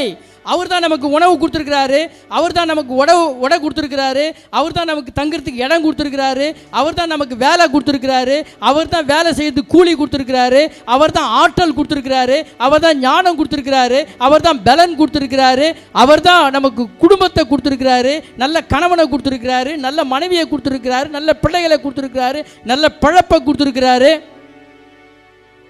ஆமென். அல்லேலூயா. நம்ம ஜெபத்திற்கு பதில் கொடுத்துருக்கிறாரு. ஆண்டவர் நம்மோடு பேசுகிறதுக்கு வேத புத்தகம் நம்ம பாஷையில் கொடுத்துருக்கிறாரு, நல்ல சபையை கொடுத்துருக்கிறாரு, நல்ல ஆராதனையை கொடுத்துருக்கிறாரு, நல்ல ஊழியக்காரர்களை கொடுத்துருக்கிறாரு. ஆமென், அல்லேலூயா. நன்றி உள்ள ஒரு வாழ்க்கை. என் ஆத்துமாவே கர்த்தரை ஸ்தோத்திரி, அவர் செய்த சகல உபகாரங்களையும் மறந்து போகாதே. ஸ்தோத்திரம் பண்ணணும், ஸ்தோத்திரம் பண்ணணும். அப்போஸ்தலனாகிய பவுல் சொல்கிறாங்க 1 தெசலோனிக்கேயர் 5:18, எல்லாவற்றிலேயும் கர்த்தரை ஸ்தோத்திரியுங்கள், எல்லாவற்றிலேயும் கர்த்தரை ஸ்தோத்திரியுங்கள். ஆண்டவரை ஸ்தோத்திரிக்கக்கூடிய ஒரு வாழ்க்கை, நன்றி செலுத்தக்கூடிய ஒரு வாழ்க்கை நமக்கு அவசியம் தேவை. இவன் விதைச்சான், நல்லா விளைஞ்சிச்சு, மூட்டை மூட்டையாக கட் பண்ணான், களஞ்சியத்தில் வைக்கிறதுக்கு இடம் இல்லை, களஞ்சியத்தை பெருசாக கட்டினான், களஞ்சியத்துக்குள்ளே எல்லா பயிரையும் சேர்த்து வச்சான். இலைப்பாரி புசி குடித்து சந்தோஷமாக இருன்னு சொல்லி ஆத்மா கிட்ட சொன்னான். ஒரு நாள் ஆண்டவருக்கு நன்றி சொல்லியே. ஆமென், அல்லேலூயா. நன்றி சொல்கிற ஒரு வாழ்க்கை வாழுங்க. பார்க்கும் கண்களை தந்தீரையா, பாடும் உதடுகள் தந்தீரையா, பார்க்கும் கண்களை தந்தீரையா, பாடும் உதடுகள் தந்தீரையா, உழைக்கும் கரங்களை தந்தீரையா, ஓடும் கால்களை தந்தீரையா, உழைக்கும் கரங்களை தந்தீரையா, ஓடும் கால்களை தந்தீரையா. நன்றி தகப்பனே, நன்மை செய்தீரே, நன்றி தகப்பனே, நன்மை செய்தீரே. ஆமென், அல்லேலூயா. நன்றி உள்ள ஒரு வாழ்க்கை வாழ கற்றுக்கணும். அவன் நன்றி மறந்து போனதுனால ஆண்டவர் அவனை பார்த்து என்ன சொல்கிறாரு? முட்டாளே, மதிகேடனே, இவ்வளோ செஞ்சுருக்கிறேன், என்ன மறந்துட்டியப்பா, நீ என்ன மறந்துட்டியப்பா அப்படின்னு சொல்லி ஆண்டவர் சொல்கிறாங்க. ரெண்டாவது குறிப்பு, ஏன் அவனை மதிக்கேடனே அவர் சொல்கிறாரு? ஒன்று, அவன் நன்றி மறந்துட்டான், ஆண்டவரை நினைக்கல. மூணாவது, தன்னை குறித்து அவனுக்கு ஒரு நினைப்பு இல்லை. முதல்ல கடவுளை மறந்துட்டான், ரெண்டாவது தண்ணியை மறந்துட்டான். அவன் பாருங்க, ஆத்மா கூட பேசுகிறான், அவனுக்குள்ளே அவனையே பேசுகிறான். ஆனால் ஆத்மா குறித்த பேசலை, சரீரத்தை குறித்த காரியத்தை பேசுகிறான். வயிற்றுக்காக வாழக்கூடிய ஒரு மனுஷன் என்ன சொல்கிறான் பாருங்க, என்ன சொல்கிறான்? ஆத்மாவே நீ இளைப்பாரு. ஏன்? அநேக நாட்களுக்கு, இவர் எவ்வளோ நாள் இருக்க போகிறாருன்னு இவருக்கு தெரில, ஆனால் இவர் சொல்கிறாரு அநேக நாட்களுக்கு, அநேக வருஷங்களுக்கு, அநேக பொருட்களை சேர்த்து வச்சிருக்கிறாராம். ஆண்டவரோட பார்த்து செத்தா எங்கே போவோன்றார். அநேக வருஷத்துக்கு சேர்த்து வச்சுட்டாராம். அதனால் ஆத்மா பார்த்து சொல்கிறாரு, ஆத்மாவே இளைப்பாரு. இளைப்பாருன்னா என்ன? ரெஸ்டடு. இன்னைக்கு மனுஷனுக்கு ரொம்ப தேவை ரெஸ்ட்டு தான் இல்லை? ஞாயிற்றுக்கிழமை கூட சோஃபாவில் கால் மேலே கால் போட்டு பட்டுக்குன்னு டிவி பார்க்குறது. ஏன்னா அவள் கேட்டு பாருங்க, ஒரு நாள் தான் ரெஸ்ட்டு பிரதர் சிஸ்டர், இன்றைக்கி ஒரு நாள் தான் எனக்கு ரெஸ்ட்டுன்னா கோயிலுக்கு போகணும். ஆண்டவர் ஓய்வு நாளை வச்சுக்கிட்டு சர்ச்சுக்கு போய் ஆண்டவருக்கு நன்றி சொல்கிறதுக்கு தான் ஓய்வு நாளை வச்சுருக்கிறார், ஞாயிற்றுக்கிழமை வச்சுருக்கிறார். ஞாயிற்றுக்கிழமை கொண்டு வந்தது யூத ஜனங்களும் கிறிஸ்தவ ஜனங்கள் தான் ஒரு நாள் லீவை கொண்டு வந்தது. ஆன்லைனில் டிவி பார்க்குறது, ஆன்லைனில் சர்வீஸை பார்க்குறது தப்பு கிடையாது, முடியலன்னா பார்க்கலாம். நடக்கிறதுக்கு கால் கொடுத்துருக்கிறாரு, கை கொடுத்துருக்கிறாரு, கண்ணு கொடுத்துருக்கிறாரு. சபைக்கு ஓடி வாங்க, ஆண்டவருக்கு நன்றி சொல்கிறதுக்கு ஓடி வாருங்க. இவன் சொல்கிறான் ஆத்மாவை பார்த்து, ஆத்மாவே இளைப்பாரு, சந்தோஷமாயிரு, நல்லா ரெஸ்ட் எடு. ஆத்மாவே புசி, நல்லா சாப்பிடு, கறியை வாங்கு, மீனை வாங்கு, முட்டையை வாங்கு. கிறிஸ்தவ ஜனங்க அப்படி தான், சர்வீஸ் முடிச்சுட்டு வீட்டுக்கு போகும்போதே கையில் கறியோடு தான் போகிறோம் இல்லை? கறி இல்லைன்னா சாப்பாடு இறங்காது. ஆமாம், கரெக்டாக சொல்கிறாங்க. கறி இல்லைன்னா சாப்பாடு இறங்காது. கறினா தான் மனசு சரி. இன்னும் அது எப்போ ஞாயிற்றுக்கிழமை மட்டும் சாம்பார் சாப்பாடு கொடுத்தா வீட்டில் எடுத்துக்கவே மாட்டாங்க. இப்போ கறி, இவன் அதான் சொல்கிறான் புசி. ஏன்னா நிறைய பணம் வந்துடுச்சு, நிறைய சம்பாதிச்சிட்டோம், நிறைய சேர்த்து வச்சிட்டோம், நல்லா சாப்பிடு, நல்லா ரெஸ்ட் எடு, நல்லா சாப்பிடு, குடி. தண்ணி குடிக்கிறது தப்பு இல்லை, ஜூஸ் குடித்தாலும் தப்பு இல்லை. சிலர்லாம் வேலைலாம் குடிக்கிறாங்க. ஏன்னா கையில் காசு 100 ரூபா 1000 ரூபா ஒரு நாளைக்கு சம்பளம், வீட்டுக்கு 800 ரூபா கொடுக்குறது, இல்லை இவங்க 800 ரூபாய் எடுத்துக்கிறது, வீட்டுக்கு 200 ரூபாய் கொடுக்குறது, மீதி காசு குடி. ஏன்னா நீ சம்பாதிக்கிற, நீ உனக்கு ஆற்றல் இருக்குது, நீ உனக்கு திறமை இருக்குது, உனக்கு ஞானம் இருக்குது, உனக்கு சம்பளம் வருது, அந்த சம்பளத்தில் 3/4 பாகம் குடி. அதில் தான் என்ஜாய், அதில் தான் சந்தோஷம். அந்த மனுஷன் அதை தான் சொல்கிறான், நீ ரெஸ்ட் எடு, அதில் உனக்கு ஒரு சந்தோஷம். நீ சாப்பிடு, நல்லா சாப்பிடு, அதில் உனக்கு ஒரு சந்தோஷம். நல்லா குடி, அதில் உனக்கு ஒரு சந்தோஷம். அடுத்த விஷயம் பாருங்க, பூரிப்பா இரு, என்ஜாய் பண்ணு. இங்கிலீஷில் அப்படி தான் வருது, என்ஜாய் பண்ணு. மனுஷ வாழ்க்கை இதில் தான் நிம்மதி தேடிட்டு இருக்கிறாங்க இன்னைக்கு. ஆமென். நம்ம அதில் ஒரு நாள் நிம்மதி தேடக்கூடாதுங்க. உள்ளுக்குள்ளே ஒரு ஆத்மா இருக்குது. ஆமென். செத்து போனால் அந்த ஆத்மா எங்கே போனோன்றது நமக்கு தெரிஞ்சிருக்க வேண்டும். ஆத்மாக்குரிய காரியத்தை நம்ம செய்ய வேண்டும். பைபிள் வாசிக்கிறியா, ஜெபிக்கிறியா, ஆலயத்துக்கு போறியா, ஆண்டவரோடு கூட சரியான உறவு இருக்குதா? செத்தா பரலோகத்துக்கு போவோம். அந்த ஆத்மா அழிவை குறித்த அறிவே இல்லாதவன். அதனால தான் ஆண்டவர் சொல்கிறாரு, மதிகேடனே, முட்டாளே, நல்ல விளையுது, நல்லா சம்பாதிக்கிற, ஆனால் உனக்கு உள்ளுக்குள்ளே ஒரு ஆத்மா இருக்குதுன்னு தெரியலையே. இல்லந்தோர் நற்செய்தி ஸ்தாபனம் ஆத்மாக்களை தேடி போய் சுவிசேஷத்தை அறிவிக்கிறோம். ஏன் தெரியுமா? செத்து போனால் உனக்கு வைக்கிறதுக்குன்னு ஒரு இடம் இருக்குதுப்பா. என் தேவன், என் ஆண்டவர், என் தகப்பன் உனக்காக ஒரு அருமையான வீட்டை வச்சிருக்கிறாரு. நீ நரகத்துக்கு போவாத, பரலோகத்துக்கு போன்ற செய்தியை இல்லந்தோர் நற்செய்தி ஸ்தாபனம் ஒவ்வொரு வீட்டுக்கும் சொல்லிட்டு வரோம். ஆத்மாவை குறித்த ஒரு கவலை, உங்கள் ஆத்மாவை குறித்த முதல்ல கவலை நமக்கு வேணும். ரெண்டாவது மற்ற ஆத்மாவை குறித்த கவலை நமக்கு வேணும். இவனுக்கு ரெண்டுமே இல்லை பாருங்க. ஆமென். அவன் நினைக்கவே இல்லை, அவனுடைய ஆத்மாவை குறித்து அவன் நினைக்கவே இல்லை. கொரோனா காலத்தில் பிப்ரவரி மாதம் 2022 கொரோனா முடிகிற காலம். அந்த கொரோனா முடிகிற காலத்தில் பிப்ரவரி மாதம் 6ஆம் தேதி இந்தியாவில் மிகவும் புகழ் வாழ்ந்த ஒரு அம்மா செத்து போயிட்டாங்க, மரித்து போயிட்டாங்க. அவங்க மராட்டிய குடும்பத்தை சேர்ந்தவங்க. சாகும்போது வயசு 90.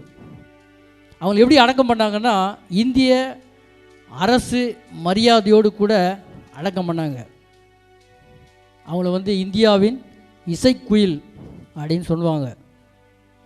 லதா மங்கேஷ்கர், அம்மா கரெக்டாக சொன்னாங்க, லதா மங்கேஷ்கர். கொரோனாவில் இறந்து போயிட்டாங்க.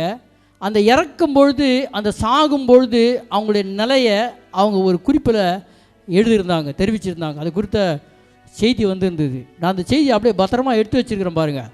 ஆத்மாவை குறித்த ஒரு செய்தி, ஆத்மாவை குறித்த ஒரு செய்தி.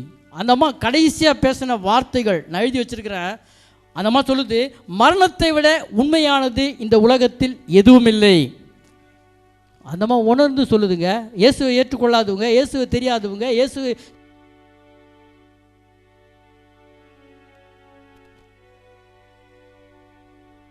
அந்த அம்மா தெரிவிக்கிறாங்க, மரணத்தை விட உண்மையானது இந்த உலகத்தில் எதுவுமே இல்லை. இந்த உலகத்தில் விலை உயர்ந்த பிராண்ட் கார் என்னுடைய கரேஜில் இருக்கிறது. ஆடி காரு எவ்வளோ விலைன்னு தெரில எனக்கு. ஒருவேளை அந்த மாதிரி விலை உயர்ந்த கார் அவங்க வீட்டில் இருந்திருக்கலாம். பிராண்டு கார் என்னுடைய கரேஜில் இருக்குது. ஆனால் நான் சர்க்கரை நாற்காலையில் அழைத்து செல்லப்படுகிறேன். இப்போ அந்த அம்மாவுடைய நிலைமை எங்கே? ஹாஸ்பிட்டலில் இருக்கிறாங்க, கொரோனாவில் பாதிக்கப்பட்டாங்க, ஹாஸ்பிட்டலில் இருக்கிறாங்க. காரு பெரிய விலை உயர்ந்த காரு கரேஜில் இருக்குது. ஆனால் அந்த அம்மா எப்படி போகிறாங்க? சர்க்கரை நாற்காலி தான் அந்த அம்மாவுக்கு. மனுஷ வாழ்க்கை அந்த அம்மா எழுதுது. இந்த உலகத்தில் உள்ள அனைத்து வகையான டிசைன்களிலும் கலர்களிலும் விலை உயர்ந்த ஆடைகள், விலை உயர்ந்த காலணிகள், பொருட்கள் என் வீட்டில் உள்ளது. ஆனால் நான் மருத்துவமனை வழங்கிய கவுனில் இருக்கிறேன். வீட்டில் டிசைனாக துணியில் பீரோ திறந்தால் எந்த ட்ரெஸ்ஸு போடுதுன்னு தெரில. புடவைக்கு ஏற்ற ப்ளவுஸை தேடணும், ப்ளவுஸுக்கு ஏற்ற செருப்பை தேடணும். எல்லாம் இருக்குது தான், இல்லைன்னு சொல்ல, ஆண்டவர் ஆசீர்வதிச்சு வச்சிருக்காரு, எல்லாம் இருக்குது. ஆனால் அந்த அம்மா சாகிற நேரத்தில் அந்த அம்மா எழுதுது, இன்றைக்கி நான் மருத்துவமனையில் கொடுத்த அந்த கவுனில் தான் இருக்கிறேன். ஒருவேளை பச்சை கவுனாக இருக்கலாம், வெள்ளை கவுனாக இருக்கலாம், சிகப்பு கவுனாக இருக்கலாம், அதுதான் என்னுடைய நிரந்தரம் அப்படின்னு சொல்லி அந்த அம்மா எழுதுது. என் வங்கி கணக்கில் ஏராளமான பணம் கிடைக்கிறது, எதுவுமே எனக்கு பயன் தரவில்லை. கோடி கோடியாக எல்லாத்தையும் சேர்த்து எங்கே வச்சுருக்கிறாங்க? பேங்க்கில் வச்சுருக்கிறாங்க. அதை இயேசு கிறிஸ்து சொல்கிறாங்க, உங்கள் பொக்கிஷத்தை எங்கே சேர்த்து வைங்க? பரலோகத்தில் சேர்த்து வைங்க. எப்படி சேர்த்து வைக்க முடியும்? ஆண்டவர் கொடுத்த ஆசீர்வாதத்தை ஏழை எளிய ஜனங்களுக்கு உதவி செய்யுங்க. ஆண்டவர் கொடுத்த ஆசீர்வாதத்தை அழிந்து போகிற மக்கள் ஆத்மாவுக்கு செலவு பண்ணுங்க. ஆண்டவர் கொடுத்த ஆசீர்வாதத்தை சுவிசேஷத்தை அறிவிக்கக்கூடிய ஊழியத்துக்கு கொடுங்க. ஆண்டவர் கொடுத்த ஆசீர்வாதத்தை கர்த்தருடைய வார்த்தையில் பிரசங்கிக்கிற சபைக்கு கொடுங்க. அது பொக்கிஷம், அங்கே சேர்த்து வைங்க, அதுக்கு பலன் உண்டு. அவ்வளோ பணத்தையும் கொண்டு போய் பேங்க்கில் சேர்த்து வச்சிருக்கிறாங்க. அந்த மாதிரி சொல்லுது, என் வாழ்க்கையின் கடைசியில் நான் நிற்கிறேன், எனக்கு இந்த பணம் எதுவுமே என்ன பண்ணல, பயன் தரவில்லை. இந்த உலகத்தில் 5 நட்சத்திர ஹோட்டல்களுக்கு நான் பயணித்து கொண்டே இருந்தேன். ஆனால் இப்பொழுது மருத்துவமனைக்கும் லேபுக்கும் அழைத்து செல்லப்படுகிறேன். உலகத்தில் உள்ள 5 நட்சத்திர ஓட்டம், 5 ஸ்டார் ஹோட்டல்ஸ், அங்கேயும் இங்கே அந்த மாதிரி சுற்றிருக்கோம். உலகம் ஃபுல்லாக சுற்றின ஆள் எங்கே போகிறாங்கன்னா ஹாஸ்பிட்டலுக்கும் லேபுக்கு, ஹாஸ்பிட்டலுக்கும் லேபுக்கு, ஹாஸ்பிட்டலுக்கு லேபுக்கு. கடைசி, வாழ்க்கையின் கடைசி, இதான் வாழ்க்கைன்றாங்க, இதுதான் மரணம்ன்றாங்க. இதுக்கப்புறம் ஒன்றும் இல்லைன்னு சொல்லி அந்த அம்மா தெரிவிக்குது. தினமும் 7 சிகை அலங்கார நிபுணர்கள் எனக்கு அலங்காரம் செய்வார்கள். 7 சிகை பியூட்டி பார்லரில், தெருக்கு தெரு பியூட்டி பார்லர். இப்போது ஏன்னா அம்மாமாரெலாம் அதிகமாக மேக்கப் பண்ணுவோம். அம்மா மட்டும் இல்லை, ஐயாமாரெலாம் இப்போ ரொம்ப மேக்கப் தான். நாங்கள் இருக்கிற தெருவே ரொம்ப சின்ன தெரு, அதிலே 2 பியூட்டி பார்லர் இருக்குது. போன வாரத்தில் தான் ஒரு பியூட்டி பார்லர் திறந்தாங்க. மக்கள் அழகாக இருக்கணும்னு பார்க்குறாங்க, தப்பே கிடையாது. இங்கே பூசணும், இங்கே பூசணும், இங்கே தடுக்கணும், இதை வாரணும், அதை பண்ணணும், தப்பே கிடையாது. சரீரத்துக்கு தேவையானதை செய்யறது தப்பே கிடையாது. உள்ளுக்குள்ள ஒரு ஆத்மா இருக்குதுன்ற அந்த கவலை நமக்கு வேணும். செத்தா எங்கே போவேன்? ஆண்டவர் அவனை பார்த்து கேட்குறாரு, நீ இன்னைக்கு செத்து போயிட்டுன்னா எங்கே போவோம் பணம்லான்னு சொல்லி ஆண்டவர் கேட்குறாரு. ஆத்மாவை குறித்த ஒரு கரிசனை அவனுக்கு இல்லை. அந்த மாதிரி எழுதும்போது சொல்லுது, 7 சிகை அலங்கார நிபுணர்கள் எனக்கு அலங்காரம் செய்வார்கள், இன்று என் தலையில் முடியே இல்லை. வாழ்க்கையின் கடைசி, ஆத்மாவில் இயேசு இல்லை, வாழ்க்கை எப்படி இருக்கும்? பலவிதமான நட்சத்திர ஹோட்டல்கள் உணவுகளை உண்டு மகிழ்ந்தேன். சாப்பாடு ஹோட்டலுக்கு போனால் ஒரு லிஸ்ட்டு கொடுக்குறான்ல, என்ன வேணும்னு சொல்லுங்கன்னு. எனக்கு அந்த லிஸ்ட்டு பார்த்தாலே ஒன்றும் எனக்கு புரியாது. எங்கள் பேர குழந்தைங்க கேட்டால் சொல்லுவாங்க, இது வேணும் அது வேணும். நமக்கு தெரிஞ்சதெல்லாம் இந்த பிரியாணி, அதுக்கு மேலே ஒன்றும் தெரியாது. பார்த்தா ஏகப்பட்டது இருக்குது. பொதுவாக நட்சத்திர ஹோட்டலில் அந்த அம்மா என்ன சாப்பிட்ருக்கோம்? ஏகப்பட்டதை சாப்பிட்ருக்கோம். அந்த மாதிரி சொல்லுது, இன்று மாத்திரை மருந்துகளோடு 1 துளி உப்பை எனக்கு கொடுக்கிறார்கள். மாத்திரையும் மருந்தும் உப்பும் தான் கடைசி, வாழ்க்கையினுடைய கடைசி. ஆமென். அந்த மாதிரி உண்மையை உணர்ந்து எழுதுதுங்க. ஒரு ஆத்மா இயேசுவை ஏற்றுக்கொள்ளனா, ஒரு ஆத்மா எவ்வளோ பணம் இருந்தாலும் அதன் நிலைமை இப்படி தான் இருக்கும் அப்படின்னு சொல்லி அந்த மாதிரி எழுதுது. தனியார் ஜெட்டில் உலகம் முழுதும் பறந்து கொண்டிருந்தேன். தனியார் ஜெட்டு, அந்த மாதிரின்னு தனி ஜெட்டு விமானம். ஆனால் இன்று மருத்துவமனை வராந்தாவுக்கு வருவதற்கு 2 பேர் எனக்கு தேவை. உலகம் ஃபுல்லாக சுற்றின ஆளுக்கு லாஸ்ட்டில் 2 பேர், கை கொடுக்கறதுக்கு 2 பேர் வேணும். அது கூட இல்லாத ஆட்கள் நிறைய பேர் இருக்கிறாங்கல்ல. இதுதான் மனிதனுடைய வாழ்க்கை என்று உணர்கிறேன். அந்த அம்மா முடிக்கும்போது சொல்லுது, இதுதான் மனுஷனுடைய வாழ்க்கை. ஒருவேளை இந்த அம்மா இயேசு கிறிஸ்துவை பற்றி அறிஞ்சிருந்தாங்கன்னா, ஒருவேளை இந்த இயேசு கிறிஸ்துவை பற்றி அவங்க ஏற்றுக்கொண்டிருந்தாங்கன்னா, ஒருவேளை இங்கே இருக்கிற யாரோ நம்ம யாரோ அந்த அம்மாவுக்கு இயேசுவை பற்றி சொல்லியிருந்தோன்னா, அந்த அம்மா இப்படி ஒரு நிலையில் எழுதியிருப்பாங்களா? கிடையவே கிடையாது.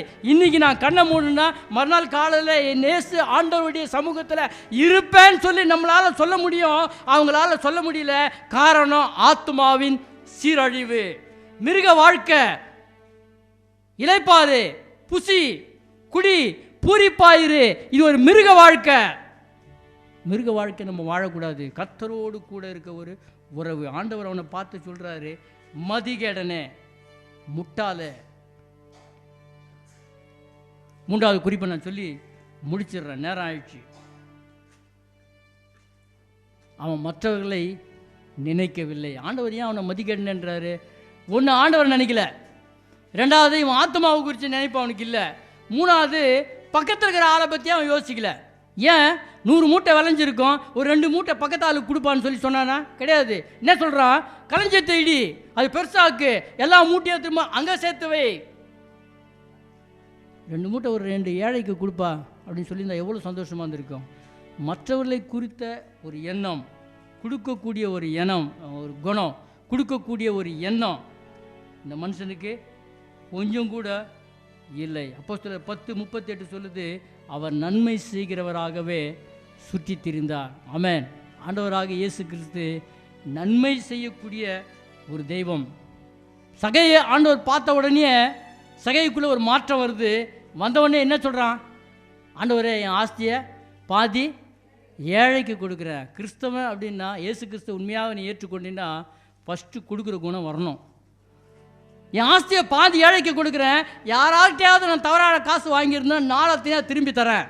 இயேசு கிறிஸ்து அவன்கிட்ட பேசவே இல்லை. இது 12 அதிகாரம், அது 19 அதிகாரம். அவனே சொல்கிறான். காரணம் என்ன? இயேசு கிறிஸ்து உள்ளே இருக்கிறாரு. நமக்குள்ளே ஆண்டவர் வந்தார்னா அடுத்து நமக்கு வர வேண்டிய குணம் கொடுக்கக்கூடிய ஒரு குணம். நான் சொன்னேன் இல்லையா, எங்களுக்கு எவ்வளோ தேவைகள் இருக்குது. அதை மத்தியில் நாங்கள் ஊழியம் செய்கிறோம். எங்களுடைய ஊழியத்துக்கு சப்போர்ட் பண்ணுற ஏராளமான மக்கள் இருக்கிறாங்க. கொடுக்குறாங்க, இல்லாமலேருந்து கொடுக்குறாங்க, இருக்கிறதுலேருந்து கொடுக்குறாங்க. 10 ரூபா கொடுக்குறாங்க, 1 லட்சம் ரூபா கொடுக்குறாங்க. கர்த்தருக்கு கொடுக்குறோன்ற எண்ணத்தோடு, கர்த்தரை கனம் பண்ணுற எண்ணத்தோடு கூட கொடுக்குற மக்கள் ஏராளமானோர் உண்டு. ஆமென். நம்மளே நாமே ஆராய்ச்சி பண்ணி பார்ப்போம். நம்ம கொடுக்குறோமா?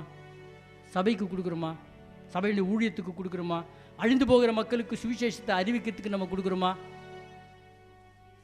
கொடுக்குறத பற்றி எனக்கு பிடிச்ச ஒரு வசனம் ஒன்று இருக்குது. நீதிமொழிகள் 3:9. யாரா வாசிங்க? நீங்களே வாசிங்க. உன் பொருளாலும் உன் எல்லா விளைவின் முதற் பலனாலும் கர்த்தரை கனம் பண்ணு. உன் பொருளால், கவனிமா, உன் பொருளால், பொருள்னா பெஸ்ட்டு தான் கடவுளுக்கு நம்ம கொடுக்க மாட்டோம் இல்லை? பிள்ளைங்களே நம்ம அப்படி தானே வளர்க்குறோம். நீ இன்ஜினியர் ஆகு, நீ டாக்டர் ஆகு, நீ வக்கீலாகு, அப்படி தான் வளர்க்குறோம். யாருன்னா ஒருத்தர் பார்த்து நீ ஊழியக்காரனாகவும் சொல்லுவோமா? சொல்ல மாட்டோம். அது படிக்காமல் மக்கா எங்கன்னா சுற்றி இருந்ததுனா தான் சொல்லுவோம் இது ஊழியக்காரனாகு அப்படின்னு சொல்லி. இல்லை, நம்ம சொல்கிறது இல்லை. பெஸ்ட்டை கர்த்தருக்கு கொடு. முதற் பலனை கர்த்தருக்கு கொடு. ஃபஸ்ட்டை கர்த்தருக்கு கொடு. பெஸ்ட்டையும் ஃபஸ்ட்டையும் கர்த்தருக்கு கொடுக்க நாம் கற்றுக்கொள்ள வேண்டும். இவன் களஞ்சியத்தை இடிச்சு பெருசாக கட்டுறேன்னு சொன்னானே ஒழிய மற்றவங்களுக்கு எதனா உதவி செய்யன்ற வார்த்தை அவங்க கையில் வரவே இல்லை. ஆண்டவர் அவனை பார்த்து சொல்கிறாரு, முட்டாள, மதிகடனை அப்படின்னு சொல்கிறார். கர்த்தரை கனம் பண்ணணும். நம்ம கொடுக்கறது கர்த்தரை கனம் பண்ணக்கூடிய ஒன்று. ஆமென். அல்லேலூயா. ஒரு உதாரணத்தை சொல்லி நான் முடிச்சிடுறேன். ஓரல் ராபர்ட்ஸ் அப்படின்னு சொல்லக்கூடிய ஒரு அற்புதமான ஒரு மனுஷன் இருந்தார். அவர் தேவனுடைய மனுஷன்.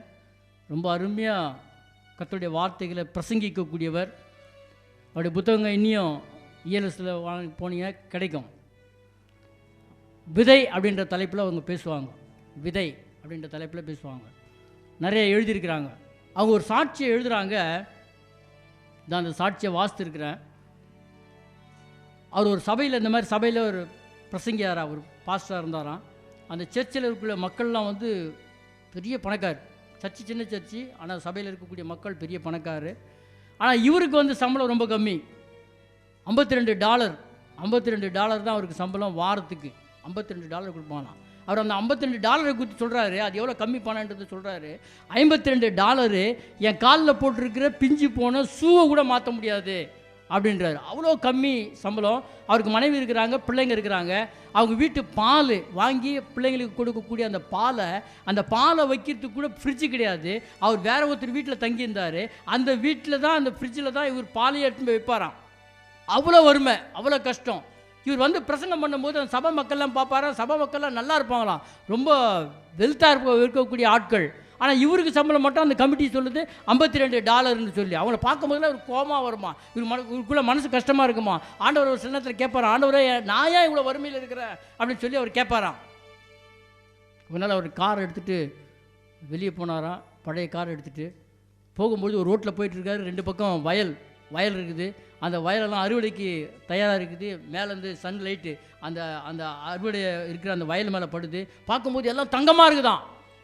அப்போ அவர் பார்த்து கேட்குறாராம், ஆண்டவரே இது என்ன, இது எல்லாம் தங்கமாக இருக்குது, எல்லாம் நல்லா இருக்கிறாங்க, எல்லாம் செழிப்பாக இருக்குது, ஆனால் நான் மட்டும் வறுமையில் இருக்கிறேன்னே, ஏன் ஆண்டவரே? ஆண்டவர் ரொம்ப பேச மாட்டார்ல. 1 வார்த்தை 2 வார்த்தை தான், அதுலேயே எல்லாம் அடங்கிடும். ஆண்டவருடைய பேச்சு கேட்டுருக்கீங்களா? ஆமாம். ஆண்டவர் சொன்னாராம், இது விதைக்கிறதுக்கு, இது இந்த மாதிரி தங்கமாக இருக்கிறதுக்கு காரணம் என்ன?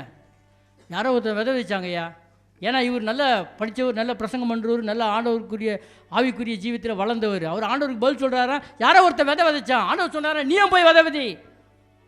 இவருக்கு நல்லா புரிஞ்சு போச்சு, காரை திருப்பிட்டார். திருப்பும் போது ஒரு 3 தீர்மானம் எடுத்தாராம். ஆண்டவர் விதைன்னு சொல்லுவது கர்த்தருடைய வார்த்தை. இந்த கர்த்தருடைய வார்த்தையை நான் இன்னும் வாசிப்பேன், இன்னும் தியானம் பண்ணுவேன், இன்னும் அதோடு கூட ஒத்துமையாக இருப்பேன், இன்னும் நான் ஆண்டவர் அறிந்து கொள்வேன் அப்படின்னு சொல்லி ஒரு தீர்மானம் எடுத்தாராம். 2வது ஒரு தீர்மானம் எடுத்தாராம், இந்த விதையை, இந்த வசனத்தை என் சபை மக்களுக்கு நான் போதிப்பேன். ஐயா அவங்க நான் வரதுக்கு முன்னால் ஒரு 3 பாயிண்ட் சொன்னாங்கல்ல, ஆசீர்வாதமாக இருந்துச்சு. ஷார்ட் டைம் தான், ஷார்ட் மெசேஜ் தான். ஆமென். சபை மக்களுக்கு நான் விதைப்பேன், வசனத்தை பிரசங்கிப்பேன் தீர்மானம். 3வது விதைன்றது கர்த்தர் நமக்கு கொடுக்குற பணம், கர்த்தர் நமக்கு கொடுக்குற ஆசீர்வாதம். இதில் வர பெஸ்ட்டை ஃபஸ்ட்டை நான் என் கர்த்தருக்கு கொடுப்பேன் அப்படின்னு தீர்மானம் பண்ணாராம். வண்டி திரும்பி சர்ச்சுக்கு வந்துச்சு.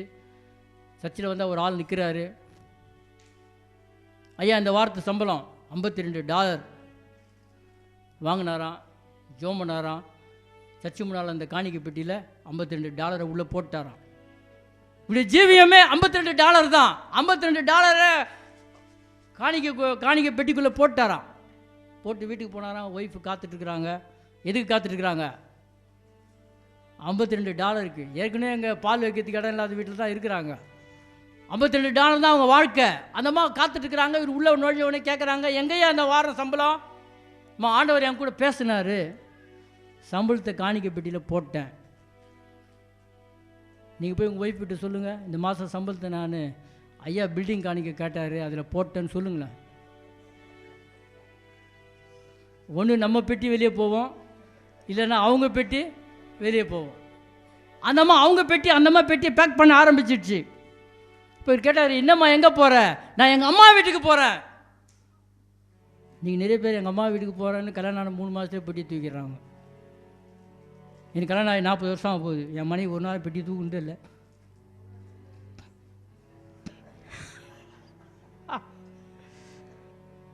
ரொம்ப வறுமையில் இருந்திருக்கிறோம். எங்கள் பையன் வந்திருக்கிறான், அவனை கேட்டிங்கன்னா கதையாக சொல்லுவான். ரொம்ப வறுமையில் இருந்திருக்கிறோம். ஒரு நாளும் பெட்டியை தூக்கி நாங்கள் போனதே கிடையாது. அந்த அம்மா பெட்டியை தூக்கிடுச்சு. அப்போது ஓரல் ராபர்ட் அந்த அம்மா பார்த்து சொல்கிறாரு, நீ ஒரு நைட் இருமா, பொழுது கொஞ்சம் போயிடு. அன்றைக்கி தூங்க போயிட்டாங்க. அவர் எழுதும்போது எழுதுகிறாரு, என் வாழ்க்கையின் இருண்ட இரவு, இந்த மாதிரி ஒரு வாழ்க்கையை நான் சந்திச்சதே இல்லை, என் நாளில் நான் சந்திக்கவே இல்லை, இது என் வாழ்க்கையின் இருண்ட இரவு அப்படின்னு சொல்லி அவர் எழுதுகிறாரு. தூங்குறாரு, தூக்கம் வரல. விடிய காலையில் 4 மணிக்கு யாரும் கதவை தட்டுறாங்க. போய் கதவை திறக்கிறாரு. அந்த சர்ச்சினுடைய முக்கியமான ஒரு மூப்பர் ஒருத்தர் நிற்கிறார். என்னங்க வேணும்? ஐயா நைட்டெல்லாம் நான் தூங்கலையா. ஏன் தூங்கலை? ஆண்டவர் என்கிட்ட பேசிகிட்டே இருக்கிறாரு, நீ உன் காசை எடுத்துகிட்டு போய் ஓரல் ராபர்ட்டு கொடுன்னு சொல்கிறாரு. ஐயா நான் வீட்டுக்கு பயந்து என் காசெல்லாம் பூமியில் பல நோண்டி கவரில் போட்டு பொச்சி வச்சுருந்தேன் ஐயா. நைட்டெல்லாம் எல்லாத்தையும் நோண்டி எல்லாத்தையும் எடுத்து மொத்தமாக கட்டி ஒரு கவரில் வச்சுருக்கிறேன். இதாங்க பிடிங்க, நான் தூங்கணும் நைட்டுக்கு இப்போ போய் தூங்கணும் நான். என்னங்க பிடிங்க. ஓரல் ராபர்ட்டு அந்த கவரை திறந்து பார்த்தாராம், $400 இருந்துச்சான். அல்லேலூயா. ஒரே நைட்டு இவர் கொடுத்தது $52, ஆண்டவர் கொடுத்தது $400. ஃபஸ்ட்டையும் பெஸ்ட்டையும் கர்த்தருக்கு கொடுக்க அன்னைக்கு அவர் கற்றுக்கொண்டதா எழுதுகிறார். ஆமென். கர்த்தருக்கு கொடுங்க, தேவையுள்ள ஊழியங்களுக்கு கொடுங்க, சபையினுடைய ஊழியத்துக்கு கொடுங்க. கர்த்தர் கொடுக்குற மக்களை தேடிக்கொண்டிருக்கிறார். இங்கே ஆண்டவர் அவனை பார்த்து சொல்கிறார், மதிகேடனே, முட்டாள, ஒன்று கர்த்தர் உனக்கு செய்த நன்மைகளை மறந்து போயிட்ட நினைக்கல. 2வது உனக்குள்ளே ஒரு ஆத்மா இருக்குது, செத்து போனால் நரகத்துக்கு போயிடும், பரலோகத்துக்கு போகணுன்ற எண்ணம் உனக்கு இல்லை. 3வது உனக்கு கிடைச்ச ஆசீர்வாதத்தை எல்லாத்தையும் நீயே சாப்பிட்ணுன்னு நினச்ச, மற்றவங்களுக்கு கொடுக்கணும்னு நீ நினைக்கல. அதனால தான் அவனை பார்த்து சொல்கிறாரு, மதிகேடனே. நம்மெல்லாம் புத்திசாலிங்க, ஒரு நாள் நம்ம மதிகேடர் கிடையாது. கர்த்தருக்கு நன்றி சொல்லுவோம். ஆமென். கர்த்தர் கொடுத்த எல்லா ஆசீர்வாதத்துக்கும் கர்த்தருக்கு நன்றி சொல்லுவோம். கர்த்தருக்கு நன்றி உள்ள ஒரு வாழ்க்கை வாழ்வோம். நமக்குள்ளே ஒரு ஆத்மா இருக்குது, நம்ம செத்து போனால் பரலோகத்துக்கு போகணுன்ற எண்ணத்தோடு கூட ஆண்டவருடைய உறவில் கரெக்டாக இருங்க. 3வது கொடுங்க, அழிந்து போகிற மக்களுக்கு சுவிசேஷத்தை அறிவிக்கக்கூடிய ஊழியங்களுக்கு கொடுங்க. யாருன்னா ஒருத்தர் கொடுக்கட்டும்னு சொல்லி நினைக்காதீங்க. நான் தான் செய்யணும், நான் தான் கொடுக்கணும், நான் தான் ஜெபிக்கணுன்ற உணர்வு நமக்கு வரணும். நம்ம கண்ணை மூடி ஒரு 5 நிமிஷம் நாமே ஆராய்ந்து பார்ப்போம். இருக்கிறது ஒரே ஒரு வாழ்க்கை தான். சிடி ஸ்டட்டு சொல்கிறார், ஒரே ஒரு வாழ்க்கை, அது சீக்கிரமாக கடந்து போகும். கிறிஸ்துவுக்காக செய்கிறது எதுவோ அதுவே நிலைச்சி நிற்கும் அப்படின்னு சொல்லி சொல்கிறார். ஒருவேளை இன்றைக்கி மரணம் ஒருவேளை நமக்கு நாளைக்கு இருக்கலாம், ஒருவேளை ஆண்டவருடைய வருகை நாளைக்கு இருக்கலாம். எது எப்படியோ இயேசுவுக்காக எதனா செய்யணும் அப்படின்னு தீர்மானம் பண்ணுங்கள். ஆண்டவருக்கு நன்றி உள்ள ஒரு வாழ்க்கை வாழுங்க. அழிந்து போகிற மக்களுக்கு சுவிசேஷம் அறிவிக்க நான் உதவுன ஆண்டவரை அப்படின்னு சொல்லி சொல்லுங்கள். யாருன்னா செய்யட்டோன்னு சொல்லி நினைக்காதீங்க. ஜெபம் பண்ணுறீங்களா? ஆண்டவரத்தில் தீர்மானம் எடுங்க. யாரோ செய்யட்டும் எனக்கென்ன, நான் நலமாயிருந்தால் அது போதும். இன்னைக்கு நிறைய பேர் அதான் நினைக்கிறோம். யாரோ செய்யட்டும் எனக்கென்ன, நான் நலமாயிருந்தால் அது போதும் என்றே சுயமாய் வாழ்வதினாலே பின்னால் நீயும் வருந்திடுவாயே என்று உணர்வாயோ. இன்றே வா ஜீவனுள்ள நாட்களெல்லாம் இயேசுவுக்காய் வாழ்வோம். இருப்பதுவோ ஒரு வாழ்வு, அதை அவருக்கு கொடுத்திடுவோம். ஜீவனுள்ள நாட்களெல்லாம் இயேசுவுக்காய் வாழ்வோம். இருப்பதுவோ வாழ்வு, அதை அவருக்கு கொடுத்திடுவோம். வாழ்ந்திடுவோம், நாம் வாழ்ந்திடுவோம், இயேசுவுக்காக வாழ்ந்திடுவோம். வாழ்ந்திடுவோம், நாம் வாழ்ந்திடுவோம், இயேசுவுக்காக வாழ்ந்திடுவோம். ஜீவனுள்ள நாட்களெல்லாம் இயேசுவுக்காய் வாழ்வோம். இருப்பதுவோ ஒரு வாழ்க்கை, அதை எங்களை அதிகமாக நேசிக்கிற அன்பின் தகப்பனே, ஆமாண்டவரே, நீர் எங்களுக்கு கொடுத்திருக்கிற வாழ்க்கை, இலவசமாய் கொடுத்திருக்கிற வாழ்க்கை, ஈவாய் கொடுத்திருக்கிற வாழ்க்கை, தயவாய் கொடுத்திருக்கிற வாழ்க்கை, ஆண்டவரே இவைகளை எண்ணி பார்க்குறோம் கர்த்தாவே. நீ செய்த ஏராளமான நன்மைகள். இன்றைக்கி ஆண்டவரே நாங்கள் ஜீவனோடு இருப்பது உம்முடைய கிருபை என்பதை ஆண்டவரே நாங்கள் எண்ணி பார்க்கிறோமே கர்த்தாவே. ஆண்டவரே, அந்த பணக்காரனை போல மதிகடனாய் வாழாதபடிக்கு உமக்கு நன்றி உள்ள ஒரு வாழ்க்கை, உமக்கு நன்றி செலுத்தக்கூடிய ஒரு வாழ்க்கை வாழ ஆண்டவரே நீர் எங்களுக்கு உதவி செய்தல வேண்டும் என்று செபிக்கிறோம்ப்பா. உம்மை ஸ்தோத்திரிக்கிறோம் ஆண்டவரே, உம்மை துதிக்கிறோம் கர்த்தாவே. எங்களுக்குள்ள ஒரு ஆத்மா இருக்குது ஆண்டவரே. நாங்கள் செத்து போனால் ஆண்டவரே ஆவியும் ஆத்மாவும் உம்மண்டையில் வரோன்றது எங்களுக்கு அந்த அறிவை நீர் கொடுத்துருக்கிறீ கர்த்தாவே. நாங்கள் மரித்து போனால் உம்மண்டையில் வர வேண்டும் என்ற ஞானத்தை நீர் கொடுத்துருக்கிறீ கர்த்தாவே. ஆண்டவரே, எங்கள் ஆத்மாவை உம்மோடு கூட சரியான உறவுள்ளதாக இருக்க ஆண்டவரே நீ உதவி செய்வீராக. இன்னும் அதிகமாக ஜெபிக்க, இன்னும் அதிகமாக ஆண்டவரே நாங்கள் வேதத்தை வாசிக்க, இன்னும் அதிகமாக உம்மோடு நெருங்கி இருக்க அப்பா நீர் எங்களுக்கு உதவி செய்வீராக. ஆண்டவரே, இன்றைக்கி நாங்கள் சம்பாதிக்கிற சம்பாதனை உம்மால் வந்தது ஆண்டவரே. நீரே ஆற்றல் கொடுத்துருக்கிறீங்க, தயவு கொடுத்துருக்கிறீங்க, கிருபை கொடுத்துருக்கிறீங்க, ஞானம் கொடுத்துருக்கிறீங்க, பலன் கொடுத்துருக்கிறீங்க கர்த்தாவே. இந்த ஆசீர்வாதம் எல்லாம் உம்முடையது ஆண்டவரே. அதிலிருந்து ஒரு சிறு பகுதியை ஆண்டவரை நாங்கள் உம்முடைய ஊழியத்துக்காக, உம்முடைய திருச்சபையின் பணிக்காக ஆண்டவரை கொடுக்கிறவர்களாக நீர் எங்களை மாற்றுவீராக, கொடுத்து கனப்படுத்துவர்களாக எங்களை மாற்றுவீராக. எங்களோடு கூட இருங்க, ஆசீர்வதிங்க. இயேசு கிறிஸ்துவின் இன்ப நாமத்தில் ஜெபிக்கிறோம், ஜெபங்கேலும் பிதாவே.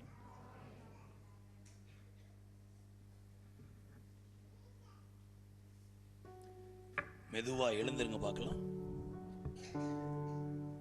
கையை ஊனி மெதுவா எழுந்திருங்க.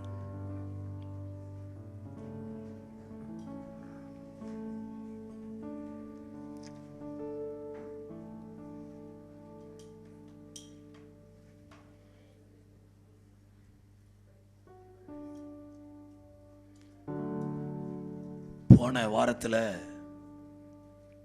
திருநெல்வேலி தாண்டி நாசரத்து அப்படிங்கிற ஒரு ஊருக்கு போயிருந்தேன். அங்கேருந்து என்னை பல இடங்களுக்கு ஒரு ஐயா கூட்டு போனார். எந்த பக்கம் இப்படி திரும்பி பார்த்தாலும் கோபுரமான சர்ச்சுங்கள். நான் லண்டனில் தான் அந்த மாதிரி பார்த்துருக்குறேன். விக்டோரியா மகாராணி வாழ்ந்த அந்த நாட்களில் எங்கே பார்த்தாலும் வானத்தை முற்ற அளவு கோபுரம் கோபுரமா கட்டி விட்டுருக்காங்க சர்ச்சுங்களை. ராபர்ட் கால்டுவெல் அப்படிங்கிற அந்த மிஷனரி வந்து அங்க ஊழியம் செய்திருக்கிறார். இப்படி பல மிஷனரிகள் வந்து அந்த தேசத்துல ஊழியம் செய்திருக்காங்க. அதுல ஒரு ஊர்ல ஊழியம் செஞ்ச அந்த மிஷனரி வாழ்ந்த பங்களாவுக்கு நான் போயிருந்தேன். அந்த ராபர்ட் கால்டுவெல்லுங்கிற அந்த மிஷனரி வாழ்ந்த பங்களாவில் அவர் சொன்ன வார்த்தைகளை எழுதி போட்டிருக்கு. அதில் ஒரு வார்த்தை, திருநெல்வேலிக்காக நான் வாழ்கிறேன், திருநெல்வேலிக்காக நான் மறிக்கவும் ஆயத்தமாக இருக்கிறேன். கலைஞர் பிடில் 2011 1 கோடி பணம் கொடுத்து அந்த தேவ மனுஷன் வாழ்ந்த அந்த பங்களாவை புதுப்பிங்க அப்படின்னு சொல்லியிருக்காரு. பாதி வேலை முடிஞ்சிருக்கு, பாதி வேலை நடந்துக்கிட்டு இருக்கு. இது எப்போ நடந்தது அப்படின்னா 1817. நீங்களும் பிறக்கல, உங்க அம்மா அப்பாவும் பிறக்கல. அல்லேலூயா. இன்னைக்கு போய் பார்த்தா அந்த ஊர் எங்க பார்த்தாலும் வேலைக்காடா கிடக்குது. அப்ப இன்னைக்கே அந்த நிலைமைன்னா 1800 என்ன நிலைமை பார்த்துக்கிடுங்க. அந்த நாட்கள்ல வந்த மிஷனரிகள் எவ்வளவு கஷ்டப்பட்டு தமிழை கற்று தமிழ் மக்களுக்காக சுவிசேஷம் சொல்லி பெரிய பெரிய ஆலயத்தை கட்டி, இந்த கால்டுவெல்லுங்கிறவர் ஆலயத்தை மாத்திரம் கட்டலையாம், அந்த ஊர்ல பலருக்கு வீடை கட்டி கொடுத்தாராம். அவங்க தம்பி ஒருத்தர் லண்டன்ல இருந்து அண்ணன் இங்க இந்தியாவில் ஊழியம் செய்யறாங்க. 4 பெல்லு அங்கிருந்து பெல்லு, ஆலயத்தில் வைக்கிற பெல்லு அங்கிருந்து அனுப்பி கொடுத்தாராம். சென்னை துறைமுகத்திலிருந்து இறங்கி 2 யானை, இந்த பக்கம் ஒரு பெல்லு, இந்த பக்கம் ஒரு பெல்லு, 2 யானையில 4 பெல்லை கொடுத்து அங்க வச்சிருக்காங்க. அந்த பெல்லு அடிச்சா அவ்வளவு மணி யோசை வருது. இப்ப அதை வாங்கவே முடியாது. இப்படியெல்லாம் மிஷனரிகள் நம்முடைய தேசத்திற்காக வாழ்ந்திருக்காங்க, கொடுத்திருக்காங்க, தன்னையே அர்ப்பணிச்சிருக்காங்க.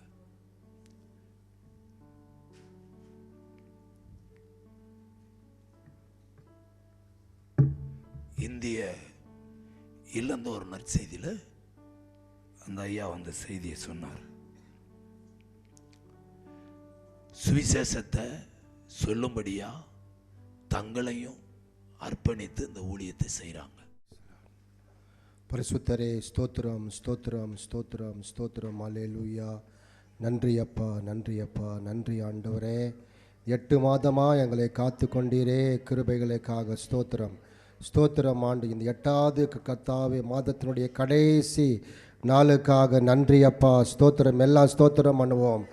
8வது மாதத்தினுடைய கடைசி நாளுக்காக கர்த்தர் நம்முடைய குடும்பங்களை, நம்முடைய சபையாரை, அருமையான பாஸ்டர் டேவிட் ஐயாவை, அவங்களுடைய கிளை சபைகளை, குடும்பத்தாரை, விசுவாசிகள் எல்லாரையும் ஆண்டவராகிய தேவன் இந்த 8 மாதமாக 2025ஆம் ஆண்டிலே கண்ணின் மணியைப் போல காத்து கொண்ட கிருபைகளுக்காக, இரக்கத்திற்காக, தயவுக்காக, தந்த பலனுக்காக, தந்த சுகத்திற்காக, ஆரோக்கியத்திற்காக, உம்முடைய விலையேற பெற்ற மாசில்லாத கிருபைகளுக்காக உமக்கு நன்றி ஆண்டவரே, உமக்கு நன்றி அப்பா, ஸ்தோத்திரம் ஆண்டவரே.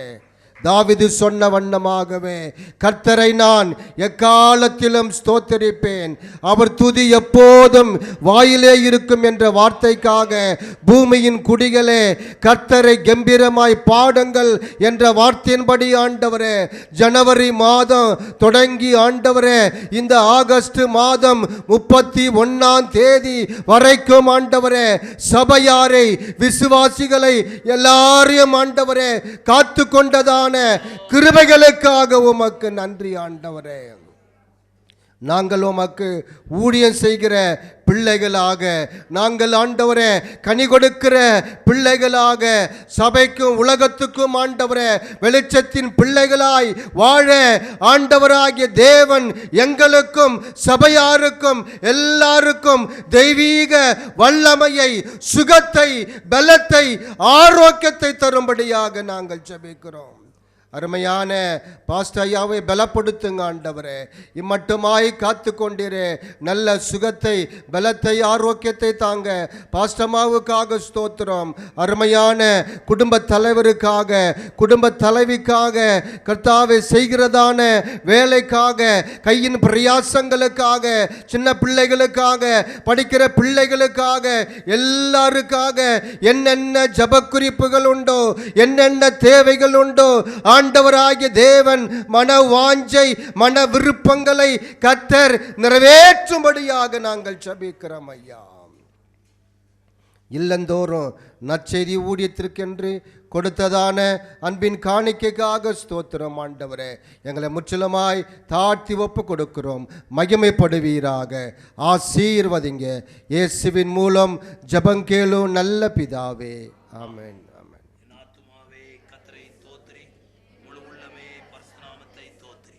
என் ஆத்துமாவே கர்த்தரை தோத்திரி, அவர் செய்த சகல உபகாரங்களையும் மறவாதே. ஆமேன். நம்முடைய கர்த்தராய் இருக்கிற இயேசு கிறிஸ்துனுடைய கிருபையும், பிதாவாகிய தேவனுடைய அன்பும், பரிசுத்த ஆவியானுடைய அந்யோன்ய ஐக்கியமும் நம் அனைவரோடும் ஆண்டவருடைய வருகை மட்டும் இருப்பதாக. ஆமேன். ஆமேன். அல்லேலூயா, அல்லேலூயா.